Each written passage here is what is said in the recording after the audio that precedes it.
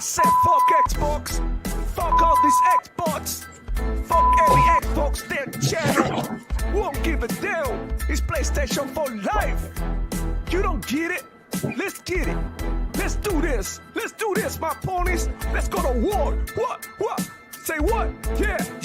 I say I double dip on The Last of Us. Woo. Yeah, I double dip on the director's cut. Woo.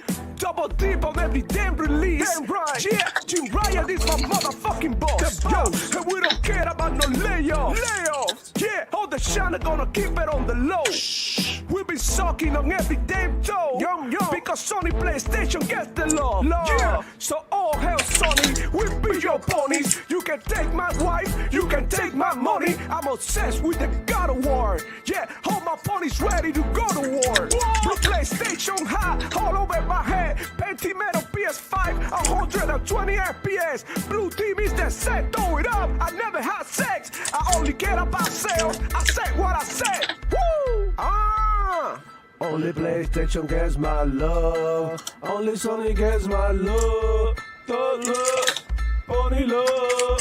Only PlayStation gets my love. Only Sony gets my love. Thug love, pony love. Only PlayStation gets my love. Only Sony gets my love. Thug love, pony love. Yeah. I see you Xbox. I see you playing on Game Pass for free. Nah, man, we don't do that over here. We pay $70 a game. Yeah, you Xbox be broke. You so stupid, so goofy. Fuck you, Demo Flow. Fuck you. Like and subscribe.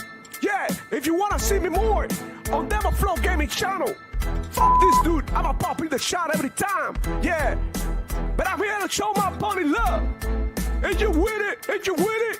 Say what?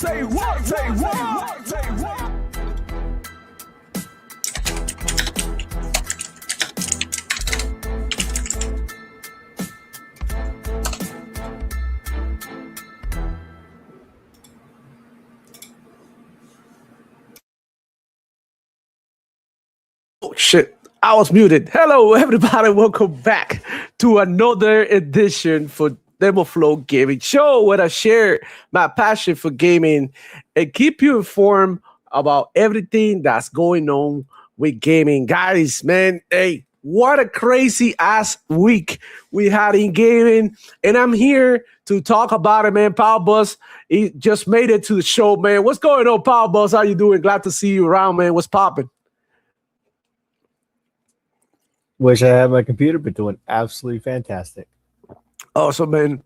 Hey, great to hear from you. Hopefully your computer parts get here next week so we can, continue doing our thing and gaming and doing all that, bro. Boy, man, what a crazy ass week we had. And it's not all bad, but oh my God, like things are going crazy.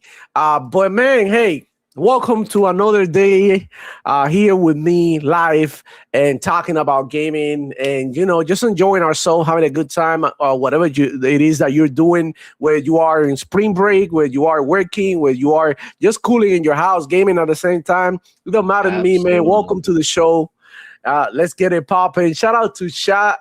I see you guys down there, man. We got Miguel Diaz in the building as well saying, Dímelo Demo. So PlayStation increased the price of the console. Is PlayStation dead? Whew. Yeah, we're going to be talking about all of that. It's not only PlayStation, right? Honestly, it's everything. But a lot of people thought that PlayStation wasn't vulnerable to things like this. And we're going to get into it later down the road in the show. But, man, shout out to all of you guys. Shout out to Whoop Whoop Kid. Man, how you doing? Glad to have you around. We got Lycos45 in the house. What's up, everybody? Everybody doing good? I hope so. Let me know down there in the comments how you doing today, man, and what you are going to be doing this weekend, whether it be gaming or outside activities, whatever it is, man. We got Lycos45 as well saying Sony price hikes. We knew this was coming. Yeah, the only people who didn't know were the Sony PlayStation fans. They're blind to everything negative that Sony does. I can name about 4 off the top of my head. Oh man, yeah. The opponents be like, acting a fool, but uh like us 45 as well saying we can hear you typing demo. Yeah, I mean, I'm sorry. I was typing some shit while the intro was playing, man. Shout out to everybody, man. Shout out to Jules. How you doing, girl? And the PlayStation 5 price increase again, dude.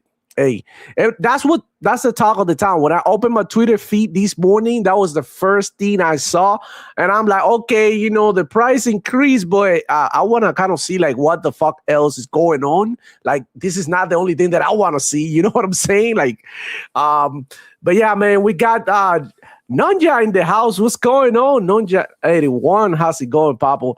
Good to have you around. We got Agent Sluggers 3R90. What's good, demo? Keep putting these frauds on blast. Yeah.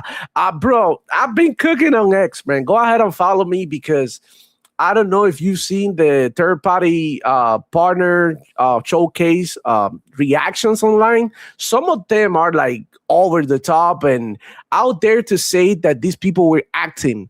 You know what I'm saying? Rather than keeping it true and talking about the games, rather than giving you details about the games that were shown, they were just saying it was just bad. And while some of the games that they show in there didn't call my attention like that, and we're gonna go through everything that was shown in the show, I gotta say there's some fucking awesome games that they show in there that I was super excited. And not only that, the amount of games that are on Game Pass Day One and Xbox Play Anywhere was a beautiful thing to see for all of those who are, part of the Xbox ecosystem, one way or another, right? And it was like, exactly what we want. We want these games to be on Game Pass. We want these games to be Xbox Play Anywhere because that's how we like, gaming. And that doesn't mean that gaming any other way. Most of them were. Yeah.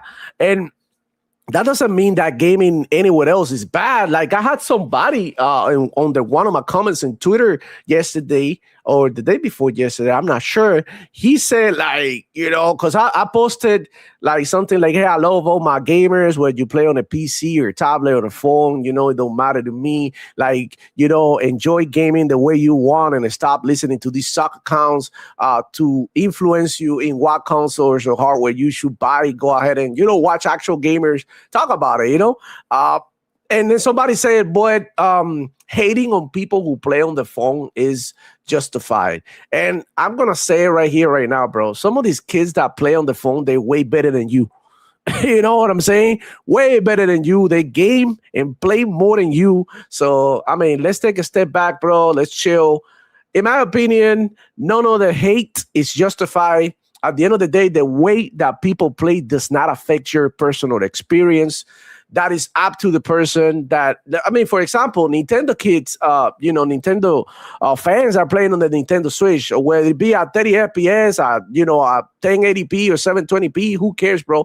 They enjoying their experience. And ultimately, that's all that matters. Okay, of course, there's way better hardware out there, but this is what they like. This is the way they like to play. So why are we going to hate on people that play on different platforms? That does not make any sense to me. At the end of the day, we all love the same shit. This is like saying oh, I'm not going to go to a car meet because there's Hondas in there. And, I like the American cars. Like, that's kind of stupid. And also, by the way, Sony PlayStation canceled their Honda car, by the way, that was supposed to come out this year. And that PlayStation card is also canceled. Studios are closing. It's insane what's going on with PlayStation. We got Agents Look at us well saying, what's good, demo? Keep putting this price. I already read that. PS5 Pro close to $1,000 now. Yeah, I heard that. That is close to like $900 or something. And in some places, I think that I heard Mag from Cole Eastwood show post that in Canada it was like $1,100 or some shit because the prices are different. Yeah, Canada prices are usually about $100 more. That is insane to me. So like us 45 as well here saying, I thought it was a good show. Yeah, we're going to get into it, man. The Xbox preview a fucking win. And E-Rex in the house. What's going on, Pablo? How you doing? Let's go. What's up, Joe? What's going on? PS5 Pro, the same price as the 2 terabyte Xbox Series X now. Yeah, I mean, it makes sense. Obviously, a PS5 Pro is newer tech, right? The 2 terabyte Xbox is just extra space. So basically, you could either buy the chip separately. If you already have an Xbox, you don't really need it. But if you're really buying an Xbox and you need the extra space, that's what you can get. I honestly wouldn't buy an Xbox for more than $500 or a PlayStation. That's just my personal opinion. But we will get more into it the more that we talk about, the worse it gets. $900 for console, really fucking sad. Yeah, I mean, and look, a lot of people came out saying that the new PlayStation was going to be, $600. So think about it for a minute. The PlayStation 5 Pro is close to $1,000. Do you really think the next generation of consoles is going to be $500? I might be wrong, but usually when the prices go up, they rarely come down. And I think that we're about to see a crash in the gaming industry in which we're going to see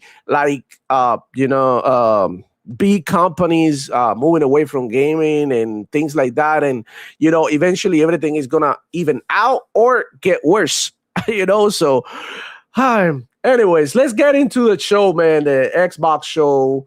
And hold on, let me see. Yeah, let's get to it and see what they had to show, what we talk about it here. Honestly, this first game that they show here, and I'm not even into horror games, I thought it looked cool. Balbos, what do you think about these first games they show? Is by Nakon. And when I first saw it, I thought it was Blade, but I'm like, this is a partner preview. It can't be Blade. I was surprised as heck to see what this was because I have the second game. This is a trilogy now. With this game. If you didn't know about this game. There's the Hunter Reckoning Redeemer, and then this one, which is Hunter the Reckoning Death Wish. So just so you know, this is not the first game. This game hasn't been made in almost 20 years. Holy shit. Okay. What about the first couple of games? Were they any good? Because I'm not really into horror games. Maybe that's why I missed out on this one. Half of these games are literally knocking it out of the ballpark. Awesome. So this is like a good legendary game that a lot of people don't know about, but it's coming back. I'm pretty sure the fans are excited. So off the rip, I didn't think this one looked bad at all. It's just not my cup of tea. It's an easy skip for me, but I can see why people who enjoy games like Resident Evil, Alan Wake, and all of that would like a horror game like that. It's vampires, so it's funny. I'm not really into vampires, but we'll see. I don't know. I don't know what else to think about. I need to see more from the game, like more gameplay and stuff. But for what I saw, I think it has like a good atmosphere, and it just like looked crazy good and kind of scary, bro. I'm not gonna lie, it should look scary as fuck. When he was turning into a demon or a vampire, I don't know. But yeah, man, that was the first one, Death Wish, and then later on they show.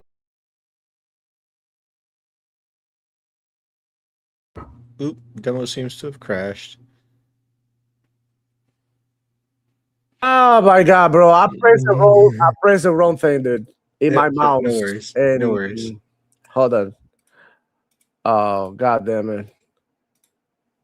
So yeah, this one, yeah, that was the same thing. They show a little bit more. I didn't see this part. That it was like they were showing a little bit of in-game in-engine footage, right? So wow, I think it looks good. Yeah, I think it looks good. It's pre-alpha, it's cinematic, but the series has always had a great storyline. To me, this is what Redfall should have been. Right, probably. Then we have here Wuthering Waves is finally coming to Xbox. I've been playing this 2 years game. later. Yeah, I've been playing this game. It's not bad at all. Go ahead and check it out. If you want to get into like a gacha game. But I mean, I don't know. I like the combat, but I don't really enjoy the gacha part of the game. I wish this game was just like like a single player story or maybe a co-op story, but without the gacha shit that you have to like buy the new characters and all that, because I think the combat is pretty decent. that, but we all knew about this game already, right? But it's coming to Xbox, so that is a good thing. Not a bad announcement at all, given the popularity of this game. These games are extremely popular. Like, trust me, people be playing this shit a lot. So, Wuthering Waves was the second one. Is coming to Xbox Game Pass. I know this is free to play, but maybe with a Game Pass subscription, they are going to add whatchamacallit, skins and maybe characters. Who knows? But this is what, in my opinion, should have closed the show. I think this looks already incredible. I'm a huge fan of Mass Effect. It's one of my favorite games ever, and this just like give me the Mass Effect vibes, right? Is this like Exodus, right? That's what it's called? No, this is The Expanse. The Expanse, right? I'm confused because Exodus, Osiris Reborn, whatever, is like very similar, right? But I do like, the combat looks cool. The graphics look incredible.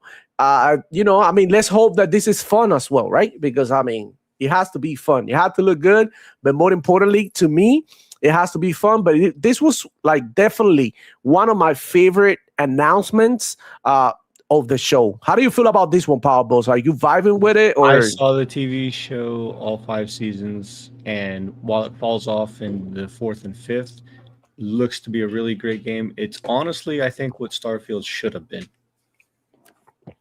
Yeah. Talking about Starfield, we're also getting an expansion in Starfield. We haven't talked about it too much here. But yeah, there's a new expansion coming to Starfield, and I think it looks great. You were playing last night, Power Boss. How did that go? I actually wound up not, but I'm going to be jumping into it later today. Awesome. But yeah, this game looks incredible.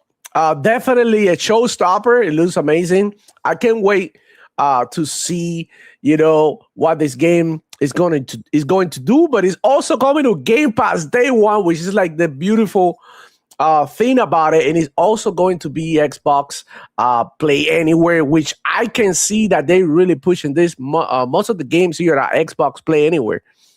So that is amazing. The expansion of the end of next month, PS5 and Xbox are getting betas for playing this game too. Yeah, so we gotta be checking it out, man, for sure. Then we got this little cozy game here.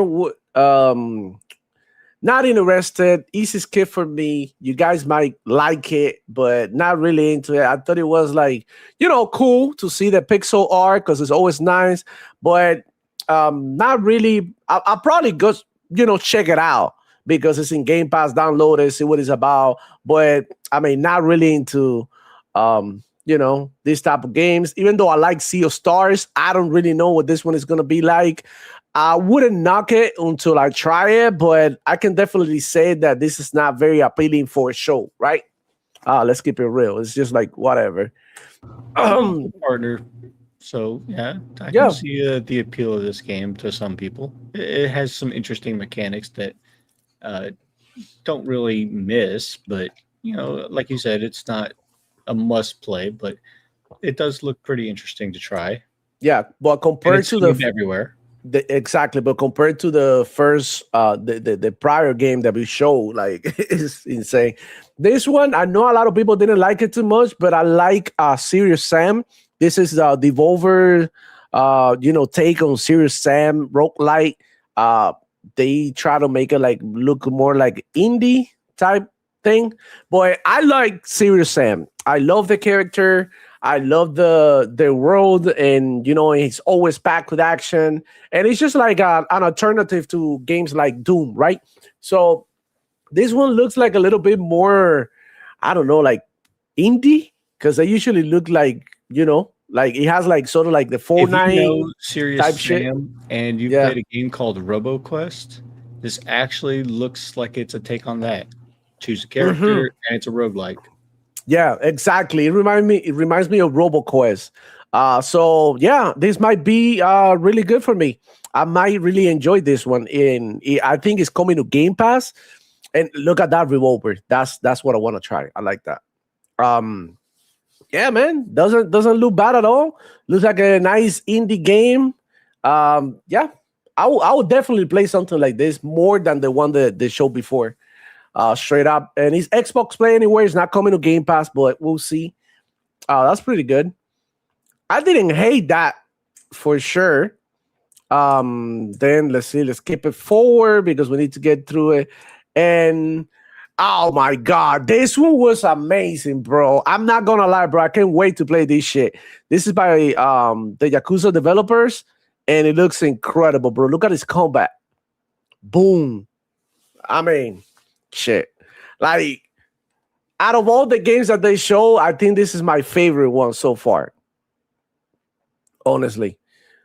Look at this action, man. I'm with it it. Definitely has some interesting fighting mechanics, and it definitely has its own unique vibe. Definitely looking forward to seeing what the Yakuza devs can come up with throughout this. I mean, the amount of things that you can do is just crazy. It reminds me a lot of Crimson Desert, but more of a single-player story set in different periods of Japan. Yeah, I think I like that mechanic that you go through the through time, right? And you experience like quests and combat in different times, and I think the game is awesome, bro. I think it looks crazy. It looks cool. I like this type of shit. I grew up watching a bunch of like kung fu movies and martial arts movies, the Jean-Claude Van Damme and Jackie Chan, Jet Li type shit. So I think this is gonna be right up my alley. And this one is actually coming to Game Pass day one, which is amazing. And it's also Xbox Play Anywhere. And I'm excited to play this one. And, I think they're going to have a preview later on. I think this was just like, the show itself tells you this is a partner preview. And people were complaining about like this being a preview. Like, what the fuck? Which one is this? Oh, this one is Super Meat Boy. It's also coming to Game Pass. Are you playing this one, Power Boss?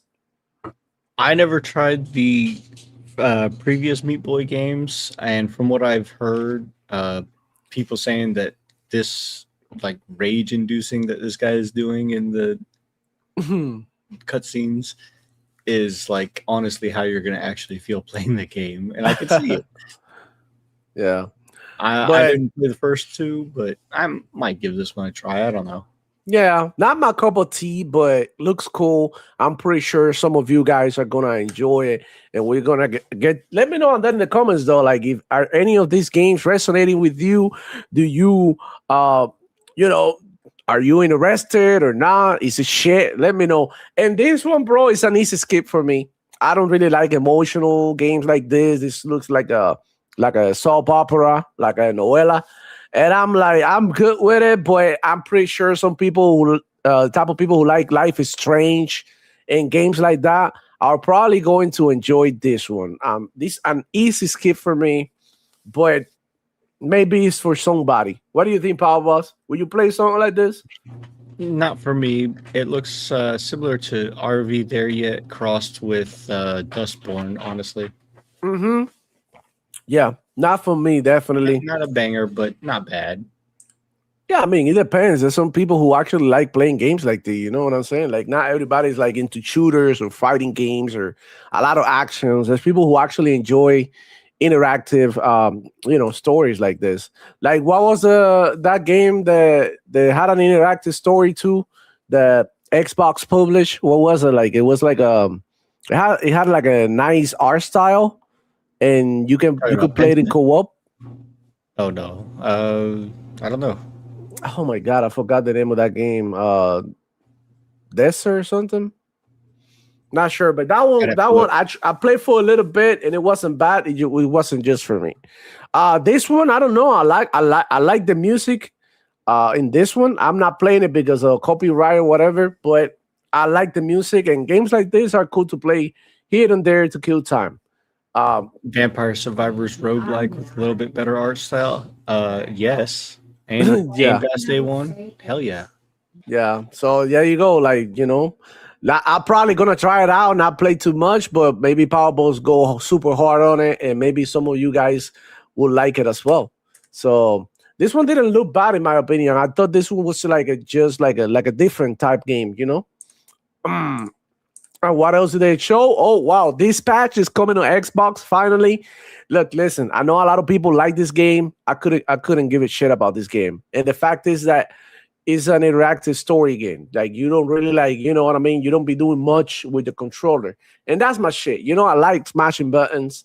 Uh this patch is definitely not for me. When it came out, I was curious about it, and I saw some of the gameplay, and I'm like, nah, bro, not for me. I'd rather like play something else. But a lot of people liked it. It has very positive reviews on Steam. It's a big game, though. You know what I mean? It's a good game. Um, Oh, absolutely. Looking forward to trying that as well. Yeah, that one is definitely not for me. But check this one out. Did you see this one, Power Bus? And what do you think about that? I thought this one looked crazy. Even though I'm not into horror games, I thought this one looked cool as fuck. Game Pass day one. I am definitely wanting to give this a try. It gives me Alien Isolation, Yeah. movie vibes. Definitely looking forward to it. Dead Space type shit.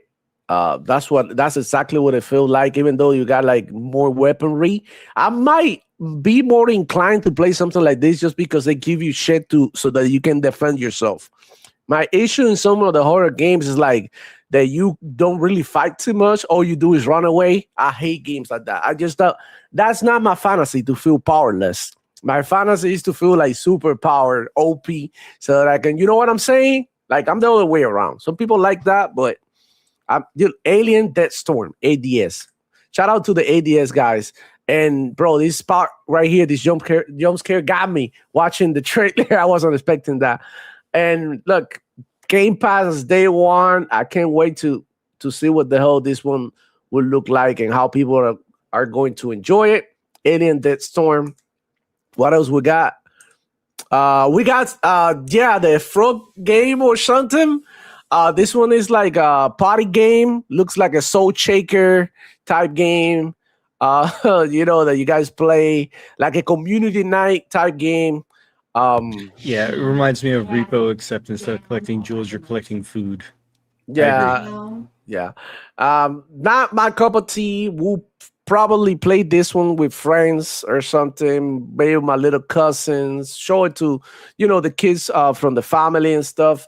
But other than that, I don't see myself playing this game. But then again, like, a lot of people play Fall Guys and shit like that. And you know what I mean? Those are popular games too. Frog Squad, that's what it's called. What was this one? Oh, the Bluey game. Yeah, this is a banger, easy W. Kids love Bluey. Kids will play this game no matter how you feel about it, because this is what it is, a kid game. And it's also important to note that the thing with the Xbox show is that it had a little bit of everything for everybody. You had the horror, you had the action, you had the brawler, you had the, the roguelites, you had the cozy games like this. So I think this one is good for the kids. Not for me, but for the kids. My kid love Bluey too, bro. Like every kid loves that shit. This one is the Stalker 2 DLC that I thought it was great too. I can't wait to see play more Stalker and see what the DLC is all about. Stalker 2 was amazing. And you just get lost in that world, right? It's like super punishing, but a super fun game as well. And look, it's coming to this game is already in the PlayStation. And also super rewarding for playing it too. But it looks incredible, man. It looks better each time that they show. And look, actually, it's one of the games that I have yet to try in my new computer. So I'm probably going to download and give it a shot because it looks incredible, man. Look at this. Amazing, dog. Can't wait to try it out, the DLC, see what they have to offer. I really wish that they had a co-op mode for Stalker. I don't know if maybe with a mod, you can mod the games that you can do all this shit with a buddy. But it feels like playing these type of games with a friend is so much better than playing it by yourself. That's just like, it's a lonely world and everybody's trying to fuck you over. So Stalker 2, Cost of Hope, coming summer 2026. I was hoping for them to put it back on Game Pass, but it didn't happen. We'll see when the time comes. And what else? Let me see what else they have. Yeah, wow, this one, bro. If this game right here, if PlayStation have showed this as a time exclusive or something, you know, ponies would have lost their fucking minds. But you know, they show it in Xbox, and no one is talking about this game, and this shit look crazy, man. Look, I'm down to play this one. Do you know what game is this? It's called Dirty Faith. I think that's what it's called. And Moose Dirty Face. That's what it's called. And it looks brutal. Like, I mean, it looks brutal. This might be an alternative to people who like Ghost of Yotei, Ghost of Tsushima, but they want just like the brutality of those samurai games. And you know, it's coming to Game Pass day one. And look, I think this game is from Korea, right? It looks like it's a Korean game, and yeah, look, I think so. Korean devs are really killing it, dude. Like straight up, like Crimson Desert is insane, and this one looks there's definitely crazy a lot as well. coming out. That's definitely for sure. And look, the combat. Wait till you see the combat, bro. The animations and everything looks crazy. It looks like a lot of fun. Like it looks like the game has a lot of crazy shit going on, and the executions, bro. It reminds me of like the old Chinese Charlie movies that was like, actually, you know, a what lot this of reminds blood. me of? What? Onimusha and Dynasty Warriors. Yeah. It's like it also reminds me a little bit of Wukong. Yeah, Ghost of Tsushima, like games like that. You know what I'm saying? Like when it comes to like the sword fights and all that, bro. Like this game looks incredible. I can't wait to try it out. This was like probably one of like the hidden gems from the show that people are not really noticing a lot. But if you know, you know. You know what I'm saying? This one looks crazy. Look at the animations, beautiful animations. It has like the Cuphead vibes. For this. Oh wow, on yeah. Steam right now, and from what I understand, it plays like the old NES DuckTale games. Oh shit, I might be interested. Is this one coming to Game Pass too? Not sure if this one. I'm not sure. But man, it looks beautiful. It has beautiful animations, dude. Like, look at this. Fire. Yeah. I really like what I see. This one is actually it's low key fire. You know, dude does a lot of things with the umbrella. You saw him blocking and then like attacking the enemy with it. It has like superpowers. Really, really, really interesting. Now the people are gonna be probably making fun of the protagonist because it's old, but you know, let old people do the thing too, dog. You know what I'm saying? Let old people do the thing too. I think it looks cool. I want to try it out. Actually, look at this. Animations are insane, dude. Beautiful art style. That's what I'm talking about, bro. Get creative, bro. Not every game has to look the same. This is like the water hose animation type shit. Everything is moving around. Super cool, groovy. I liked it. I mean, definitely gives me Silk Song type vibes. Yeah, Soul Song, Cuphead, right? Ori. Looks like it's gonna be difficult as well. All right, so that one is coming to Game Pass day one in 2027. And the demo is available too. Thank you for that, Pablos. I'll be checking it out. What else they had? Oh, they had this one. You might like this one, Power Boss. It's like a hybrid between RTS and third-person shooter. So you do your moves and then you execute with your character, like similar to like, I don't know, like something like Gear Tactics, but you can actually, when it's time to like shoot the opponents, you are doing all the shooting. So looks interesting. I'm not gonna lie. And I think we have the other one. Hold on, let me skip this one because I think the next one that's coming. Oh, we got Hades 2 coming to Game Pass 2. You know what I'm saying? This one is a good one. Hades 2 coming to Game Pass. I love the first one, and I can't wait to try the second one. This is a Game of the Year contender last year. An amazing games. I played the hell out of Hades 1. I can't wait to actually try this one out, same as Power Boss. And if you like games like this, go and try Absalom. They just added it to Game Pass, and it's absolutely amazing. It has a similar, not quite art style, but if you play it, you know what I'm talking about. So yeah, Hades 2 coming to Game Pass. It was one of the cool announcements they would like to see. But man, check this one out. The last announcement. I want to hear first before I say anything, Power Boss. What do you think about this last announcement, the artificial detective? I want to say that if you liked Pragmata, this seems like a reverse Pragmata. And all honesty, it looks pretty good. It looks pretty good, but you know what it reminds me of? Naughty Dog games. Yeah, it's pretty close to that level. It reminds me of like like a Last of Us from Temu or something. Like if they try to do the Last of Us or some shit, because you got the two characters, the robot and the kid, and you literally like do similar things like they do in the Last of Us type shit. So I'm guessing like if this game was announced by Sony, like people will go crazy with it. But since it was like announced for Xbox, don't know what to give a shit, So I mean, it looks cool.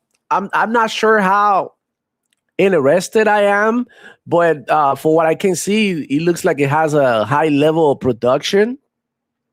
And I don't know. It might be it. I thought at the beginning that this was going to be like a stealth-based game, but it's not. You can actually play it both ways.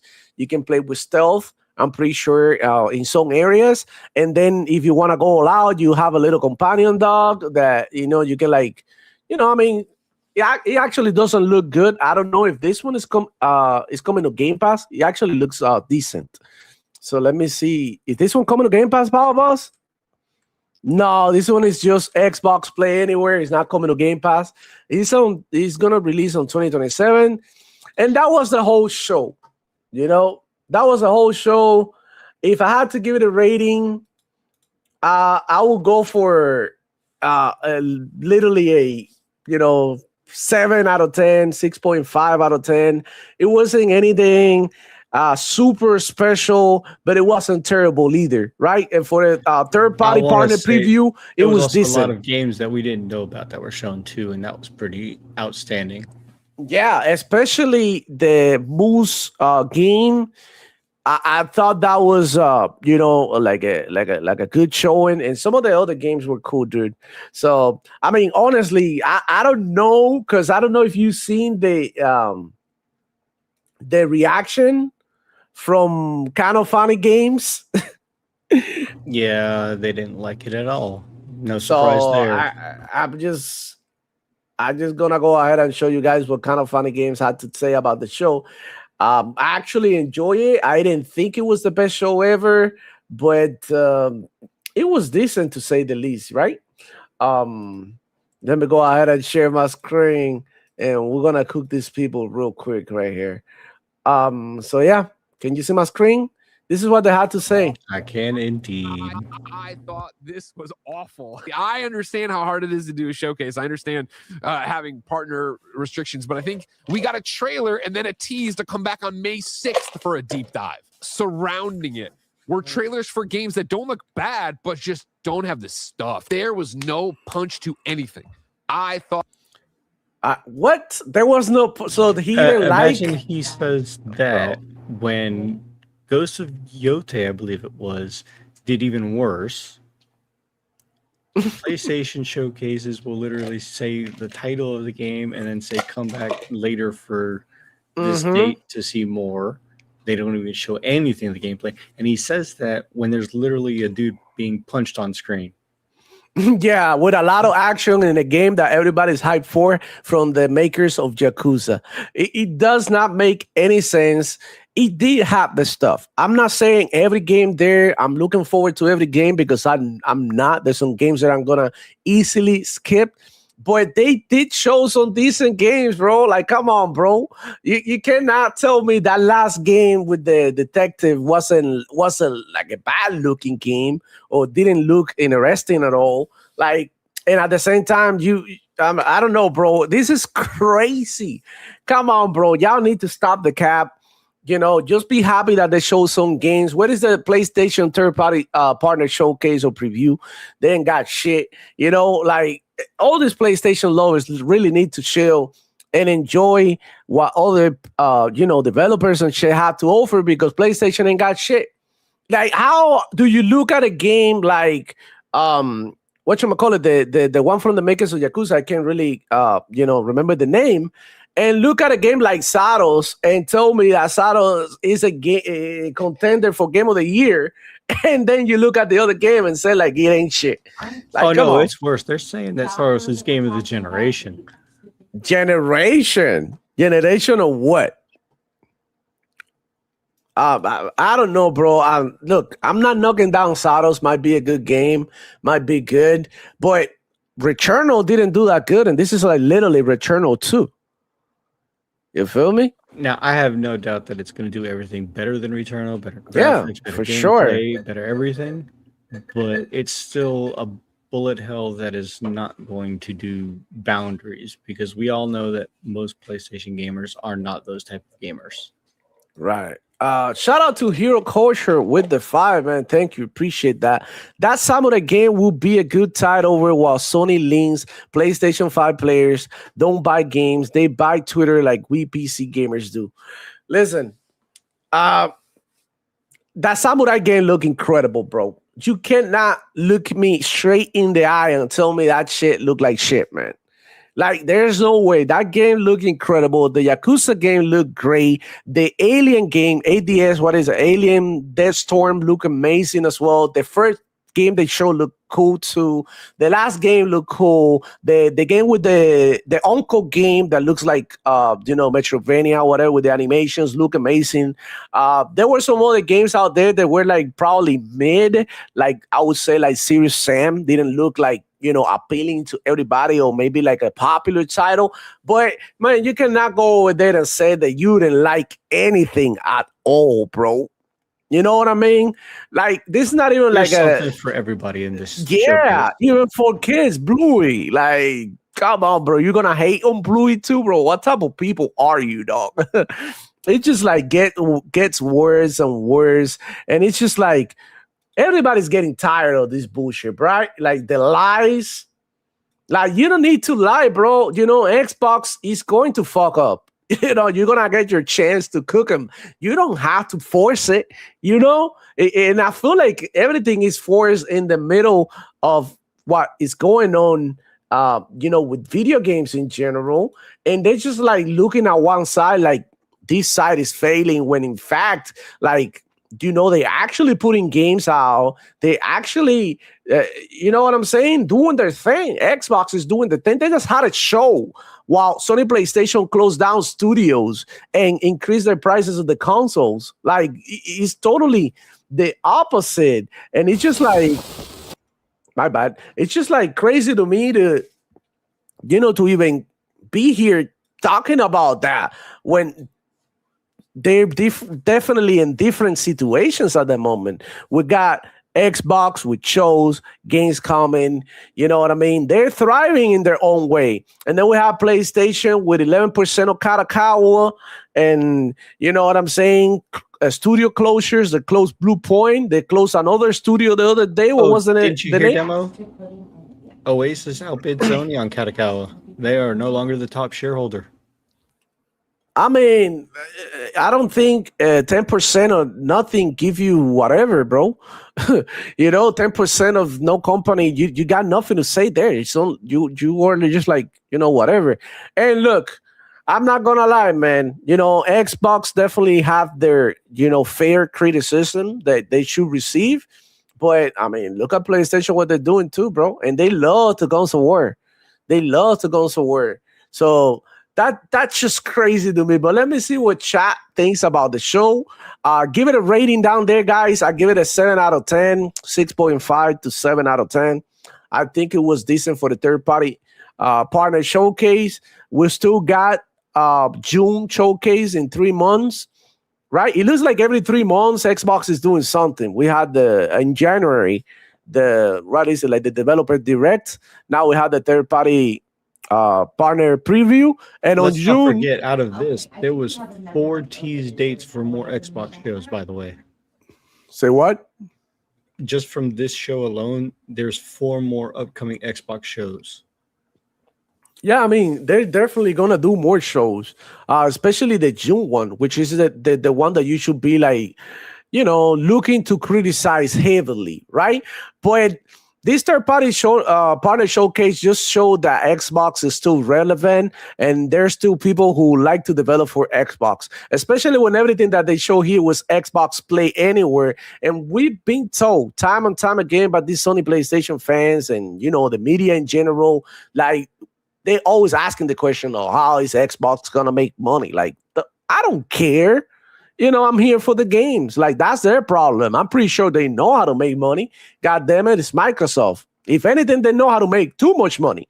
You know what I'm saying? So, I mean, I don't think we should be caring that much about how much money these companies make. Because look at this. Sony PlayStation with 90 million consoles sold is still closing studios. Is still laying off people. Like, it doesn't mean shit, bro. It does not mean shit. You need to sell your games, dude.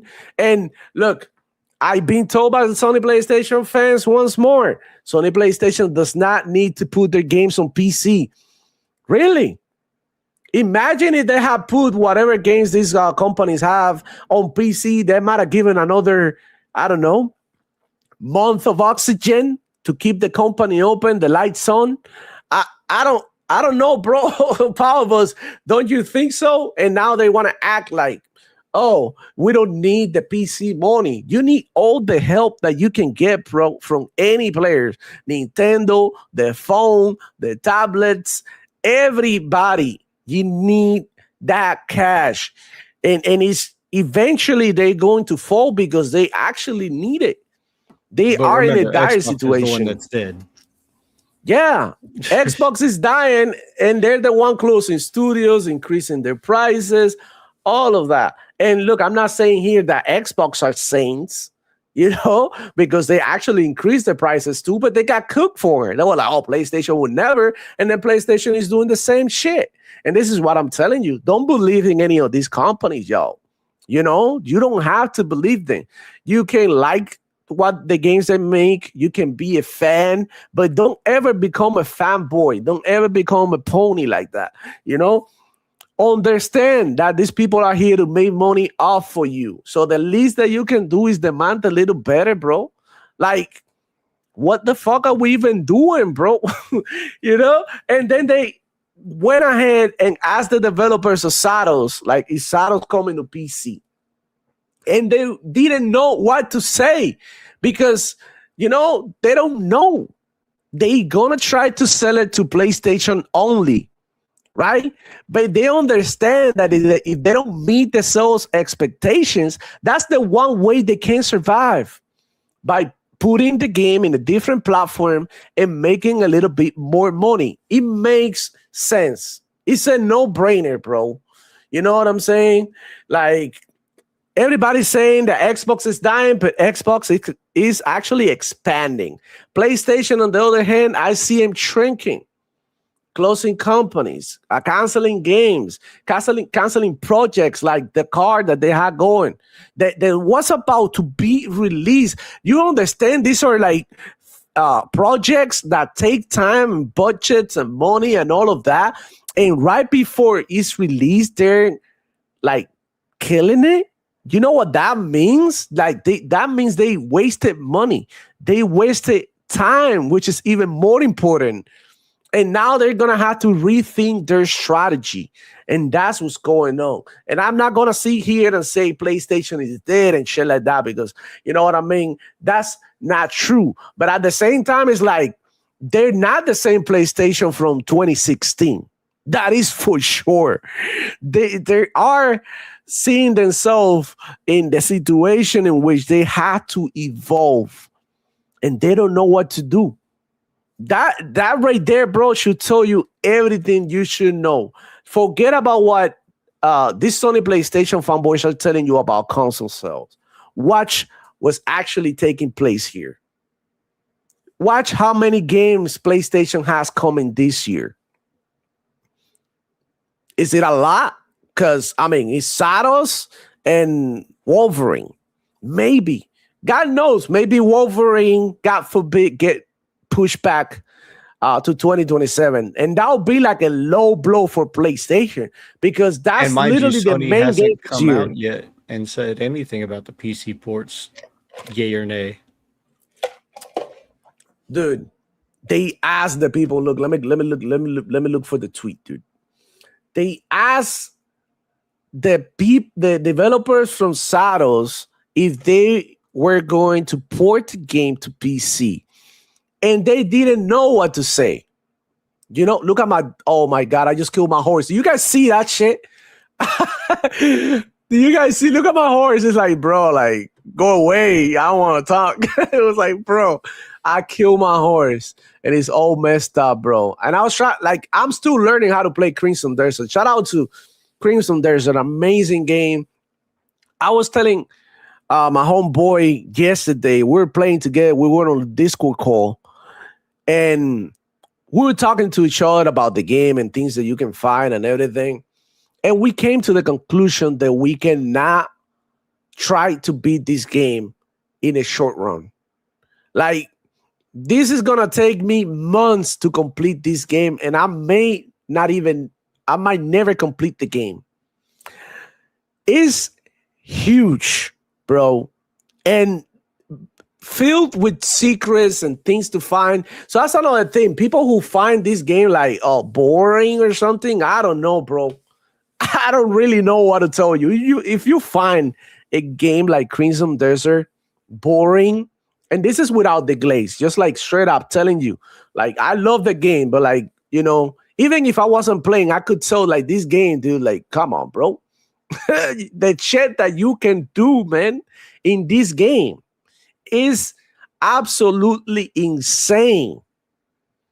And the things that you can find on your own, like, we're talking about it all the time. Like, hey, listen, have you found this armor, or have you found this sword, or have you done this yet? Were you able to, like, you know, build your camp? Do you know how to upgrade your camp? It's so much to talk about. It's one of those games that is gonna be like Skyrim, Power Boss. I think this game is gonna, like, you know, last a long time, and for a long time, people are gonna be discovering shit in this game, like similar to what happened with like Skyrim, right? Like, Skyrim was out, and every time that you go and watch a Skyrim video, is something new that you never thought it existed in the game. And you go ahead and fire it up again for another playthrough. I think this game is going to do the same shit. I have barely scratched the surface of this game. I'm definitely looking forward to getting into it when I get the chance. Dude, I'm about to hit 40 hours. And I'm still in the first area. I still haven't explored the first area, and I'm still learning things about the game, like learning new mechanics. Like, I'm literally look like a new playing this game because I'm literally trying everything out. And it's just like crazy to see some people saying this game sucks. Like, why? Like, that's the thing. So we got a game that reviewers said that it was terrible, and then the user base, the people who are actually playing the game, are enjoying. And then we have other games like Marathon that the reviewers are glazing, but people are not coming back to, you know? And I'm not saying that Marathon is dead, but that's another thing at Sony PlayStation. Think about it. It's dying slowly, right? The changes that they done and the DLC that they brought out is not hitting. Every day Marathon is losing about 2K players, both at the daytime high peaks and the low peaks. And that is acceptable for a game like this, which is a single player game. People will eventually like drop out, but for a game that is a live service game, when you see all that drop, it's crazy. And now think about it. Destiny doesn't even make it to 10,000 players on Steam. Bro, and I'm pretty sure on console it might be even lower. So we know that 70% of the players, of Marathon players, are on PC, right? We know that. that was revealed by Paul Tassi. He even wrote an article about how PC players were supporting Marathon and PlayStation fan base. Like literally, like 20% of the players, and the other 13-15% is Xbox. You think about it, Marathon, all consoles combined, might not even make it to 80,000 players in total. And it's going down slowly. You know what that means for Bungie? That means that they might be in danger of having teams fired, layoffs, cutting budgets here, desperation. People don't want to admit that Bungie is part of PlayStation yet. To them, it's like a separate entity, and it's not. Bungie is part of PlayStation. So if Bungie suffers, PlayStation suffers too. They were counting on their profits. Matter of fact, they were counting on Bungie to fix the live service games. Yet Bungie drops a live service game that is not the hit that they were expecting. And look, I'm not saying the Marathon sucks, because I actually enjoy and play Marathon here and there. But I'm trying to say that people are not coming back and new players are not joining. You know what I'm saying? So if you really think about it, it's a dire situation for PlayStation altogether. You know, like I don't know about both. What do you think about all this? Am I going crazy? Am I looking at things the wrong way? No, you're perfectly spot on with all that. What do you think about, like, Marathon failing, and not failing, but like being in a steady decline? How do you feel about, like, the situation of PlayStation? I think that Marathon said that they needed a certain amount of sales and revenue in order to even stay open. And so far from what we're seeing, 90% are PC players, and it was 17% on PlayStation, 11% on Xbox. Okay. Yeah, it's not looking good for Bungie at all. And I don't want to see studios close as much as the next person, but it's looking like Bungie's going to be the next one on the chopping block, along with Media Molecule, and there's one other one. On the right. Hero Culture said, I didn't say it looked bad. I'm excited for it. Yeah, bro. Like, thank you for the two. Yeah, bro. It's just like, insanity at this point. We were talking about funny games, not you, Hero Culture. We were talking about funny games, saying that they hated the show, and there was something there for everybody, bro. For a PlayStation fan, if you were a Nintendo fan, there were games there that you might resonate with. If you were a PC gamer or whatever, mobile gamer, like, there was something there for everybody, bro. And I really don't understand the hate, dude. I really don't understand the hate. Look, Jules gave the show a 10 out of 10. Wow, she actually liked the games.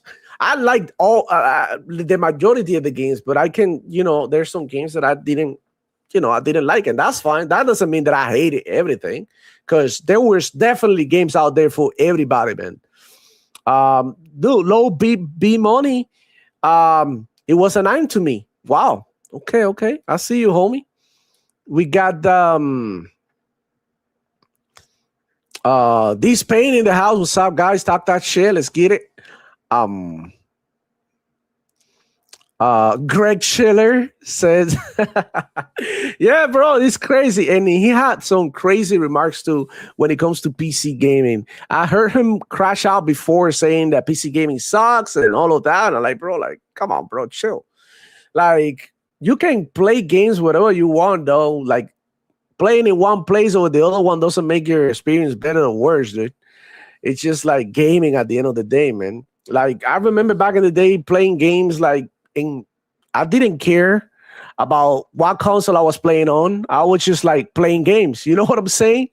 It's insane that we're even here right now when we're supposed to be like, like, I don't know, more united. We got E-Rank in the house. The show was a 9 out of 10 for me. Most of the games were at least interesting. But the bigger thing is the value. 14 Game Pass games 100% play anywhere. As someone in the Xbox PC ecosystem, that was big for me personally, right?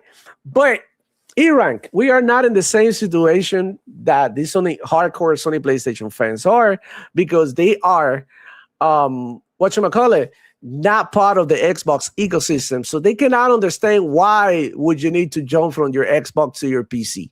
You know what I mean? They can understand that.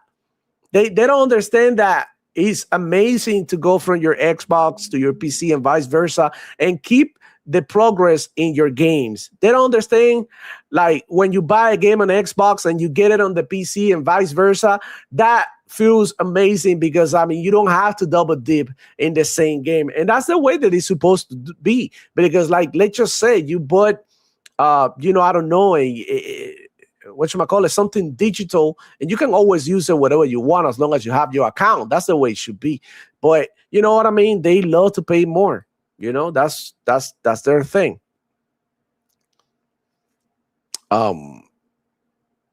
PlayStation games are few and far in between, says Hughes. Yeah, I mean, that's not hating, though. That is an assessment. Like us, if I say animal cruelty demo, poor horse. Yeah, bro. Look, and do you want me to tell you something? I haven't healed him yet, because I just found out that when your horse is hurt, you got to give him food and heal him and all of that. And I'm like, what? Okay. So Power Boss here with a comment. If it wasn't for third-party PlayStation, wouldn't be afloat at all. That's true. Look, they get a lot of third-party support. Xbox is a little behind when it comes to the third-party support, but they do have these third-party partner showcases in which they highlight this is third-party partner showcase. You know, not a Xbox showcase that you call it an Xbox showcase filled with third-party games. It's the difference. When Sony PlayStation do a state of play, they say state of play, but it's mostly third-party games. So you understand, like, when it comes to first party, Sony PlayStation are really behind, Xbox. They really can't compete. It's a fact. Eternal D87. Yeah. What were you going to say, Paul Bus? I was going to say, I think Faded Blaze brings up a good point. I think it's time to jump into the next topic of console price raises. Yeah, we're definitely going to be talking about that shit. Yep. Well, I'm going to pull out some tweets and shit. Let me go ahead and rock with the chat. I'm almost done, and then we get into it, right? Eternal D87 saying Crimson Desert doesn't look trash, but it does look incomplete, in my opinion. I don't know, bro. Like, it depends. I was talking about it with my homeboy about it yesterday. And the one thing that we talked about that this game lacked was like the cut scenes that you will find in something like, I don't know, Final Fantasy. If this game had released with cut scenes like that, bro, A1. But you know what?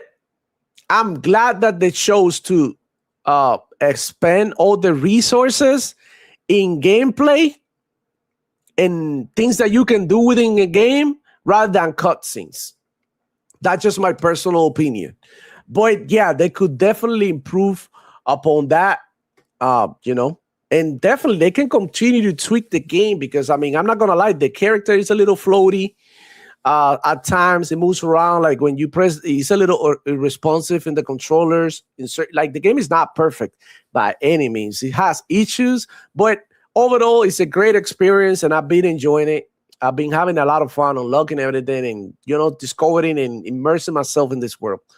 Marathon's Steam reviews are very positive. So are those fabricated? No, those are fabricated. The game is good, but good doesn't mean popular, like us. And I like the game too. But I mean, it's hard to go back and play Marathon when you got a bunch of good games coming out and you don't want to miss out on the fun, like, there was this guy Trout saying that 9 to 5 grandmas, he called men who work a 9 to 5 job, like blue collar dudes, grandmas that work 9 to 5, are not gonna be able to do the raids or the harder maps and shit, and that's the problem. You are not making the game accessible to everybody, and I understand that the hardcore part of the game wants to keep it like that, but that's not going to help the game in the long run because, I mean, if you're leaking players like this, by the time that September or next year comes, you might be stuck with like 5,000 players, and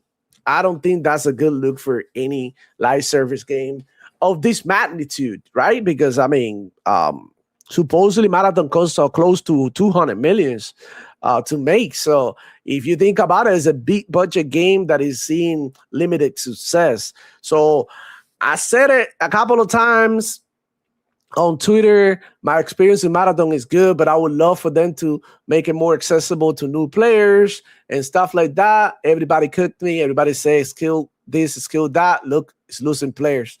You need the casual players, dude.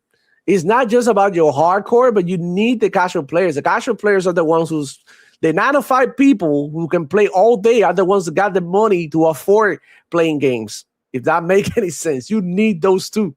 You need to have at least maybe like, I don't know, a team deathmatch mode that you can just jump in and have your own loadout or something. Maybe. I don't know. I mean, I think the game is fine the way it is, right? For me. But when you talk to a casual or somebody who doesn't really play like that, are you willing to play Marathon? They're not, no, bro, like, you know, not into it. Maybe, you know, it's just like levels to this, right? We want this shit to be for everybody so that the game can thrive.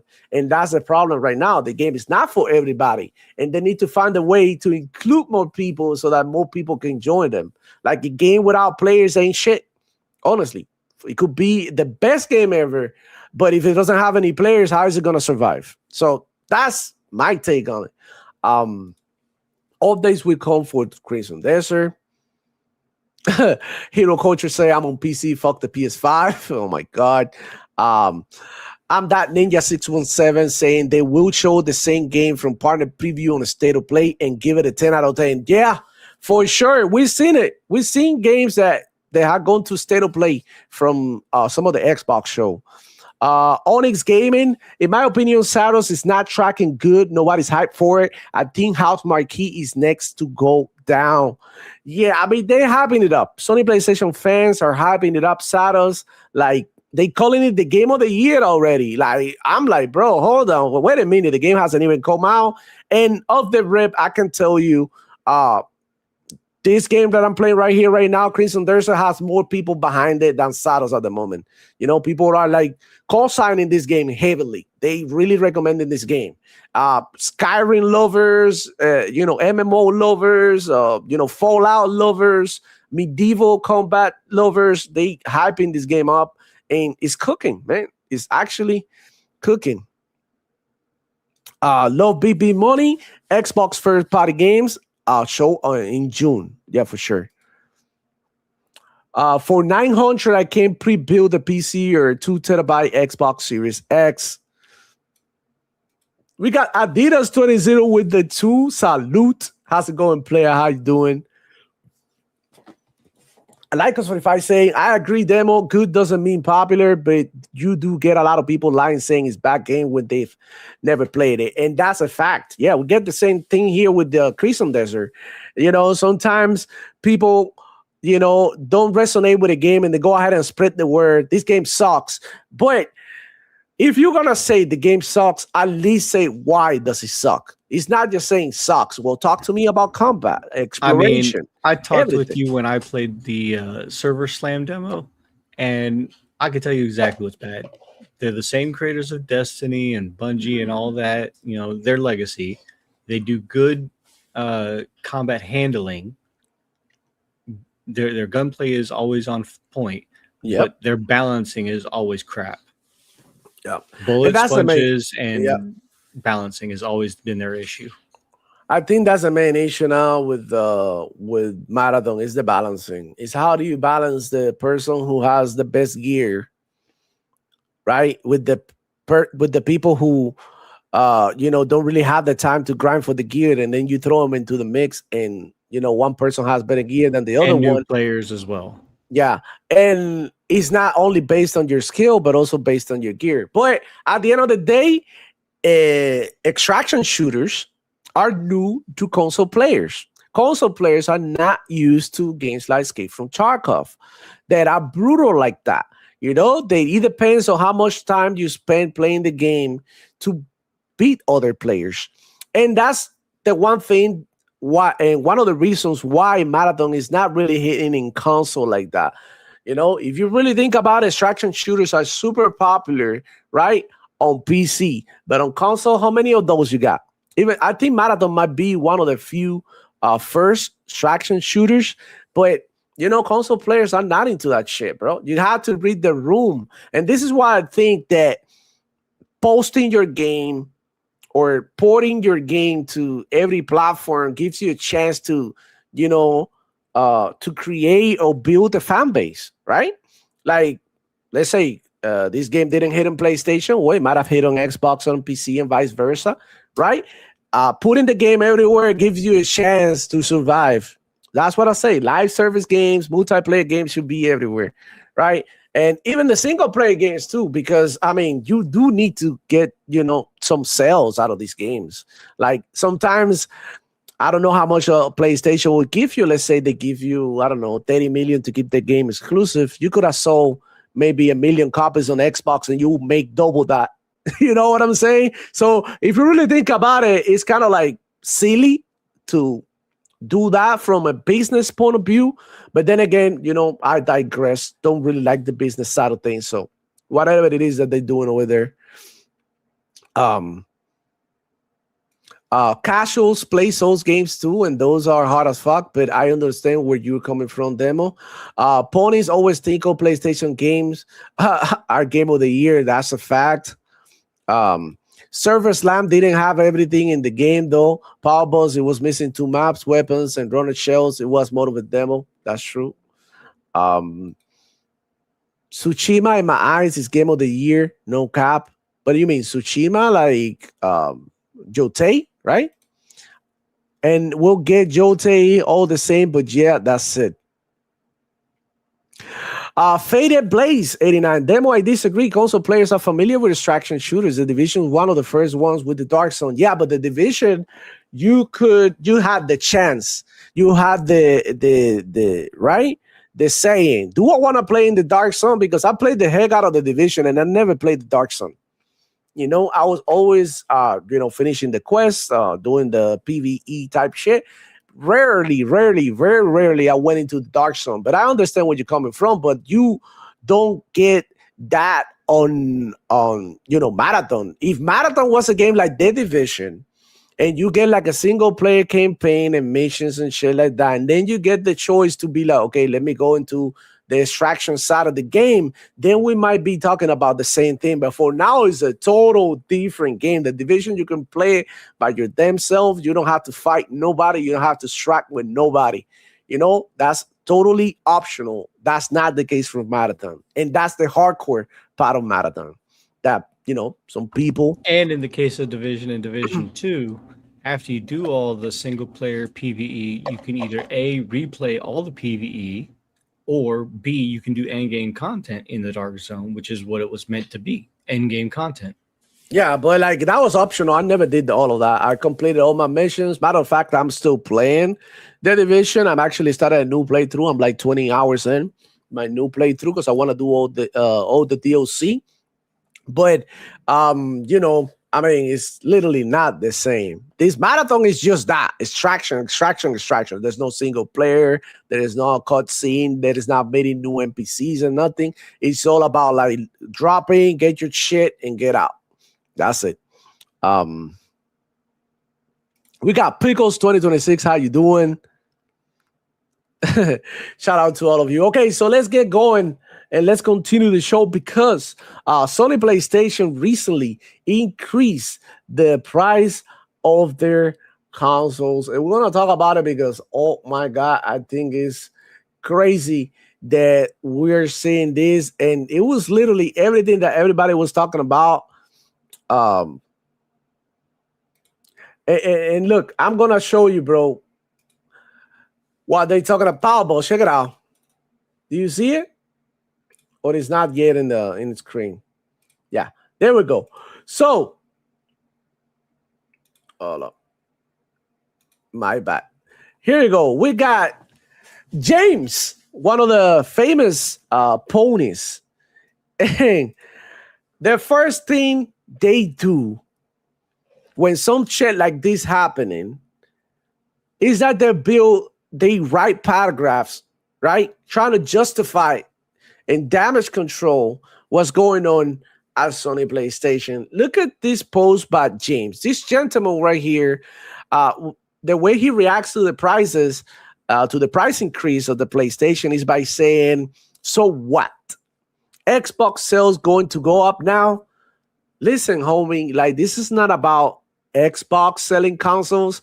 This is not about PlayStation selling consoles. This is about gamers. Gamers, your homeboy who likes to play game, getting ripped off by your company of choice. This is not a competition. This is not about who sells the most consoles. This is about like the gaming industry going through changes that are affecting every fucking gamer. Best believe this shit is gonna affect us too. Like either if you play on PC, on your phone or whatever, everything is going up in price due to the tariffs, due to a war that's happening in the Middle East, due to the freaking economy of the world that is in shambles, right? So don't think that you're not gonna get hit by this. I've seen a bunch of other ponies, Powerballs. This is fucking sad to see. Celebrating this, dancing and shit, saying that I'm glad that I got a PlayStation 5 Pro. Oh, well, if you didn't. You know what I'm saying? And that's so ugly, bro. Why? What are we even doing, dog? Like, it doesn't make any sense. And why is Sony PlayStation increasing their prices? And the first thing that comes to mind is like Xbox. Like, I don't really get it, man. You guys are always dreaming about Xbox. It's insane, but this is the gaming community on Twitter and how they act, and this is insane. I mean, I'm not here to make fun of ponies because they are gonna buy a PlayStation 5 Pro. I'm here to open your eyes and tell you shit is fucked up. And some people bought multiple PS5 Pros at that. Right. God forbid that your PS5 Pro, if you own one, because I know James doesn't own shit. He's probably on the phone only or on his laptop or some shit. Dude, if your PlayStation 5 Pro broke or breaks down, it can happen to anybody. You know, you can drop it. My kid broke my Xbox the other day. Your kid can come pull a cable and fuck it up. You know that you are gonna have to drop $1,000 on a new one if you have no way to fix it, and that is painful, dude. Even if you own it already, you never know what might happen to it later, and then you stuck paying $900 for a console twice, you know, that you already have. This is insane behavior to me. This is not about console sales. It's not about Xbox being better than PlayStation. It's not about spanking ponies. This is about like telling you guys what the fuck is up. You know what I'm saying? So you guys know where we're heading. Like everybody, every time you say something on Twitter, people take it as like you are console warring. No, I'm not console warring. I'm telling you, bro, shit is fucked up. Like this is not about Xbox butter or PlayStation butter.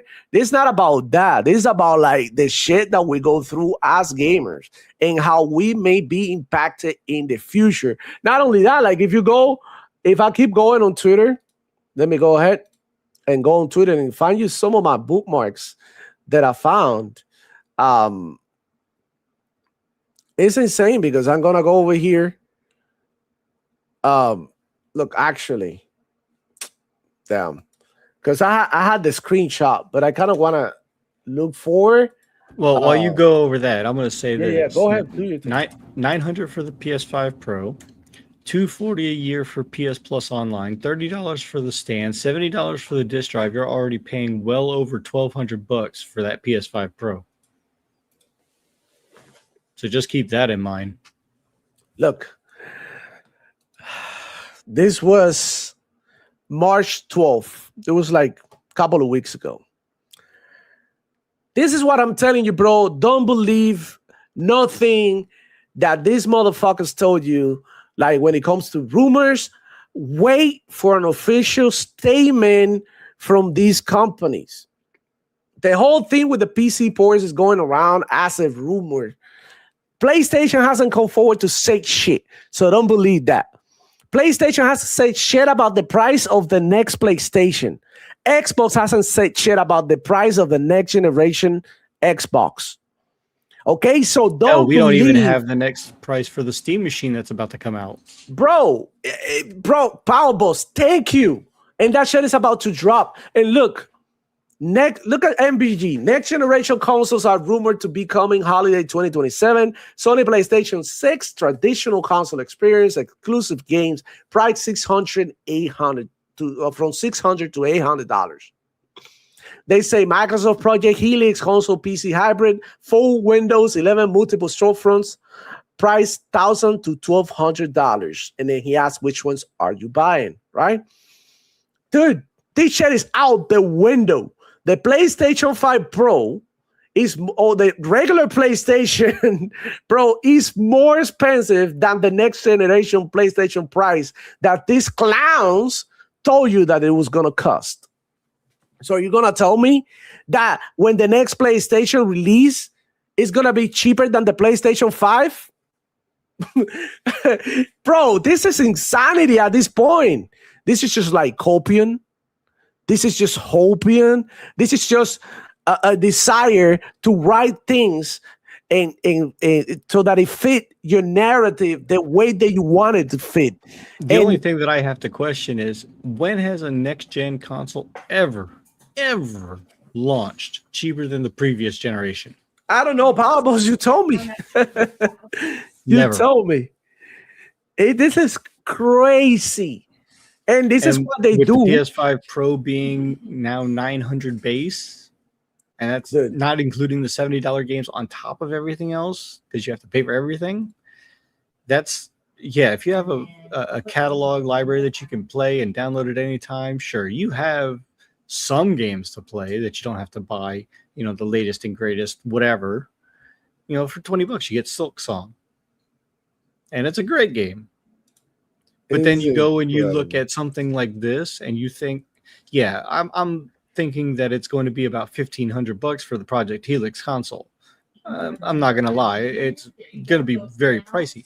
But for the multiple storefronts, you're going to be saving so much on games just on Steam alone.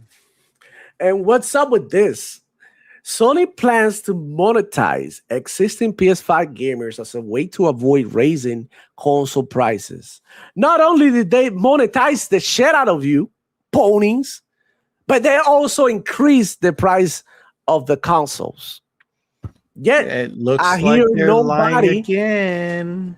I hear nobody calling Sony PlayStation out. You know what, bro? PlayStation, check this out. PlayStation closed studios recently. I can't name the name of the fucking studios that they closed. I know it's Blue Point, but they closed another one yesterday or the day before yesterday. I forgot what it was. And the first thing Sony PlayStation fanboys do is, guess what, Power Boss? What is it like the first thing they do?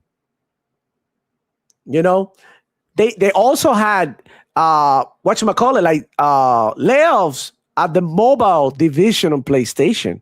And they say, they came out saying PlayStation is moving away from mobile. PlayStation going back to the roots, doing everything exclusive. Papi, don't you realize that they losing mind share? They losing money and people and teams? This can't be good, bro. This can be good. And let me go ahead and show you how Sony PlayStation justified. Sony PlayStation fans justify the lack of shout out to Zubitech. He never fails to amaze me. How they justify the closures. This was the same day that they announced that they were closing the studios. Look at the first thing Zubitech posted. PlayStation Studio working on the next game. This is how they justify the wrong by adding some copium. Team Asobi. I hope that Team Asobi is working on something because Astrobot already ran his cycle. Sony Santa Monica Studio. Team Asobi is going to be making the PC port for Astrobot like they said they were wanting to do. I don't know. They were asking PC players. You know, remember that shit? Santa Monica Studio, 3 new projects. Cody Barlow game, new God of War mainline title, and God of War Trilogy remake. If that even counts. Insomnia Games, 2 new projects, Wolverine and Spider-Man 3. I haven't heard anything about Spider-Man 3 being in development. Correct me if I'm wrong, but I've never heard that shit. Polyphony Digital. It was in the Insomniac leaks that they were going to be talking about making it into 3 parts. And selling the parts each at full price, yeah. Right, like making the third part into a trilogy and selling it separately. Yeah. And the third part, the Web of Shadows, was canceled. Right. Polyphony Digital next Gran Turismo. I hope, because Forza is coming and he's taking. I mean, he better be good. Well, Gran Turismo 7 just got told that it was stopping development of any further updates or anything like that. I would hope that they're going to be making the next one. I hope so, and they better be quick. Guerrilla Games, 2 new projects: Horizon Hunters and Gathering and Horizon 3. Wow, amazing! Hunters and Gathering. I haven't heard anything about Horizon 3, and as far as Hunters Gathering, we know that's going to fail, and then we're looking at also them making the Steel Frontiers mobile game, assuming that it's them making it. Right. We got Naughty Dog working on 2 new projects: Intergalactic: The Hereditary Prophet and AAA project. I don't know what they got. I know the AAA project, but I mean, it might just be Intergalactic: The Heretic. I think Heretic Prophet is in development hell, and that's the only thing they're working on at the moment. Bro, I don't really know, but I got a feeling that The Heretic is probably not going to do that great. Okay. Media Molecule, live service title. Bungie is working on a new project. They haven't made a game this whole generation yet, and Bungie, they just launched Marathon. They're going to be updating that for a while. Look at what they did with Destiny. You think they were starting to work on Marathon while Destiny was in its prime when it first launched? I don't think so. That's crazy. How smart we know is Soros. So what is the AAA new project? What did they get like? What is the size of a House Marquee to be working in Saddles and at the same time another AAA project? Like, I don't think they're big at all. They're insane though. Fire Sprite, 2 new projects. You haven't heard anything from Fire Sprite. Haven't heard nothing. Haven. It's probably going to get closed. Fair Game is probably going to be canceled. This one, the Team LFG action game. Canceled. No, it's not an action game. It's a frog game, bro. Everybody knows it's a damn frog game, similar to the one that we're seeing here on the show. He was making a live service and it was canceled. And then Ben Studio, next high-profile console title. I don't see anything from Ben Studios coming out anytime soon. Bro, they don't even know what the fuck they're talking about. It's just like, instead of saying, oh, PlayStation, you fucked up, you closed the studio, they were like, but they're working on, and here comes the damage control. And look, listen, bro. Whatever keep you going, dog. But this is kind of sad, Power Bus.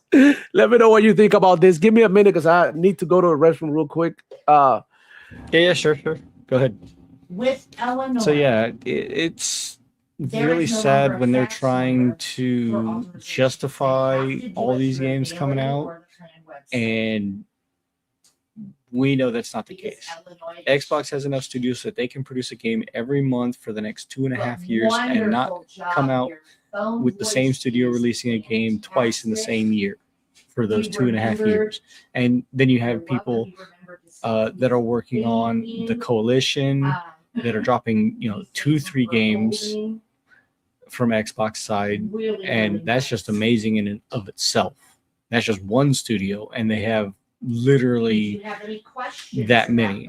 It's like 36 or something studios now, or 46 studios or something like that. Yeah, there's no way in heck that Xbox is doing anything but good right now. They're producing the games, and they almost did the first launch of an $80 game with Outer Worlds 2, and they backtracked. Mario Kart World tried to do that with the Switch 2. We saw how that went. They said, hey, you don't want to buy the game for $80, get the console too. It's bundled and it's cheaper.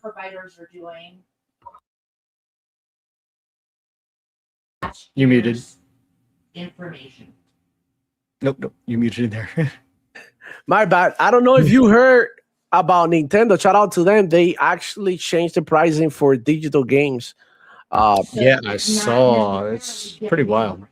Wow, that's the best thing Nintendo has done all generation. Hopefully, the rest of the competitors, right, follow suit with this and make digital games cheaper because they should be cheaper. You're not buying the whole, you know what I mean, box or with pictures and shit. Like, you're definitely just like buying a digital property. But man, it's just like insane. And I don't know what else to think, bro. I think that this is backwards. I think that this is crazy that they increasing the prices after they told you they weren't going to do it, that they were going to charge you more. Not only did they charge you more, but they also increase the prices. And this is why I don't believe nothing this pony said until PlayStation comes forward and actually gives you a statement in the news. Oh, Onyx Gaming saying, Demo, don't forget Moore's Law is dead. Report PlayStation 6 will cost $400 to $500. Yeah, he also said that the PlayStation is more powerful than the 4070 or something, which is like a fucking bullshit.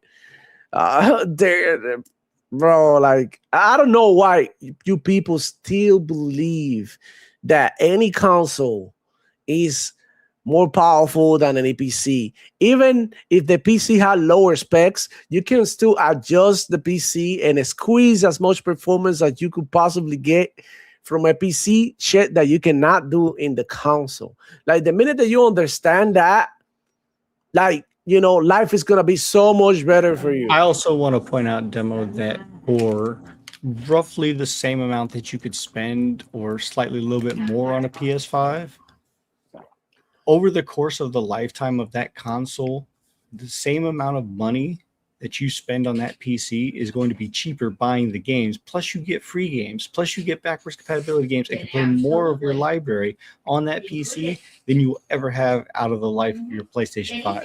Right. And not Because to those mention, same games, when they release on PC, are how deeply discounted?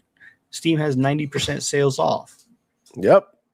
Bro, I literally picked up what was a Darksiders War Master the other day for $5. I got the second part for $7.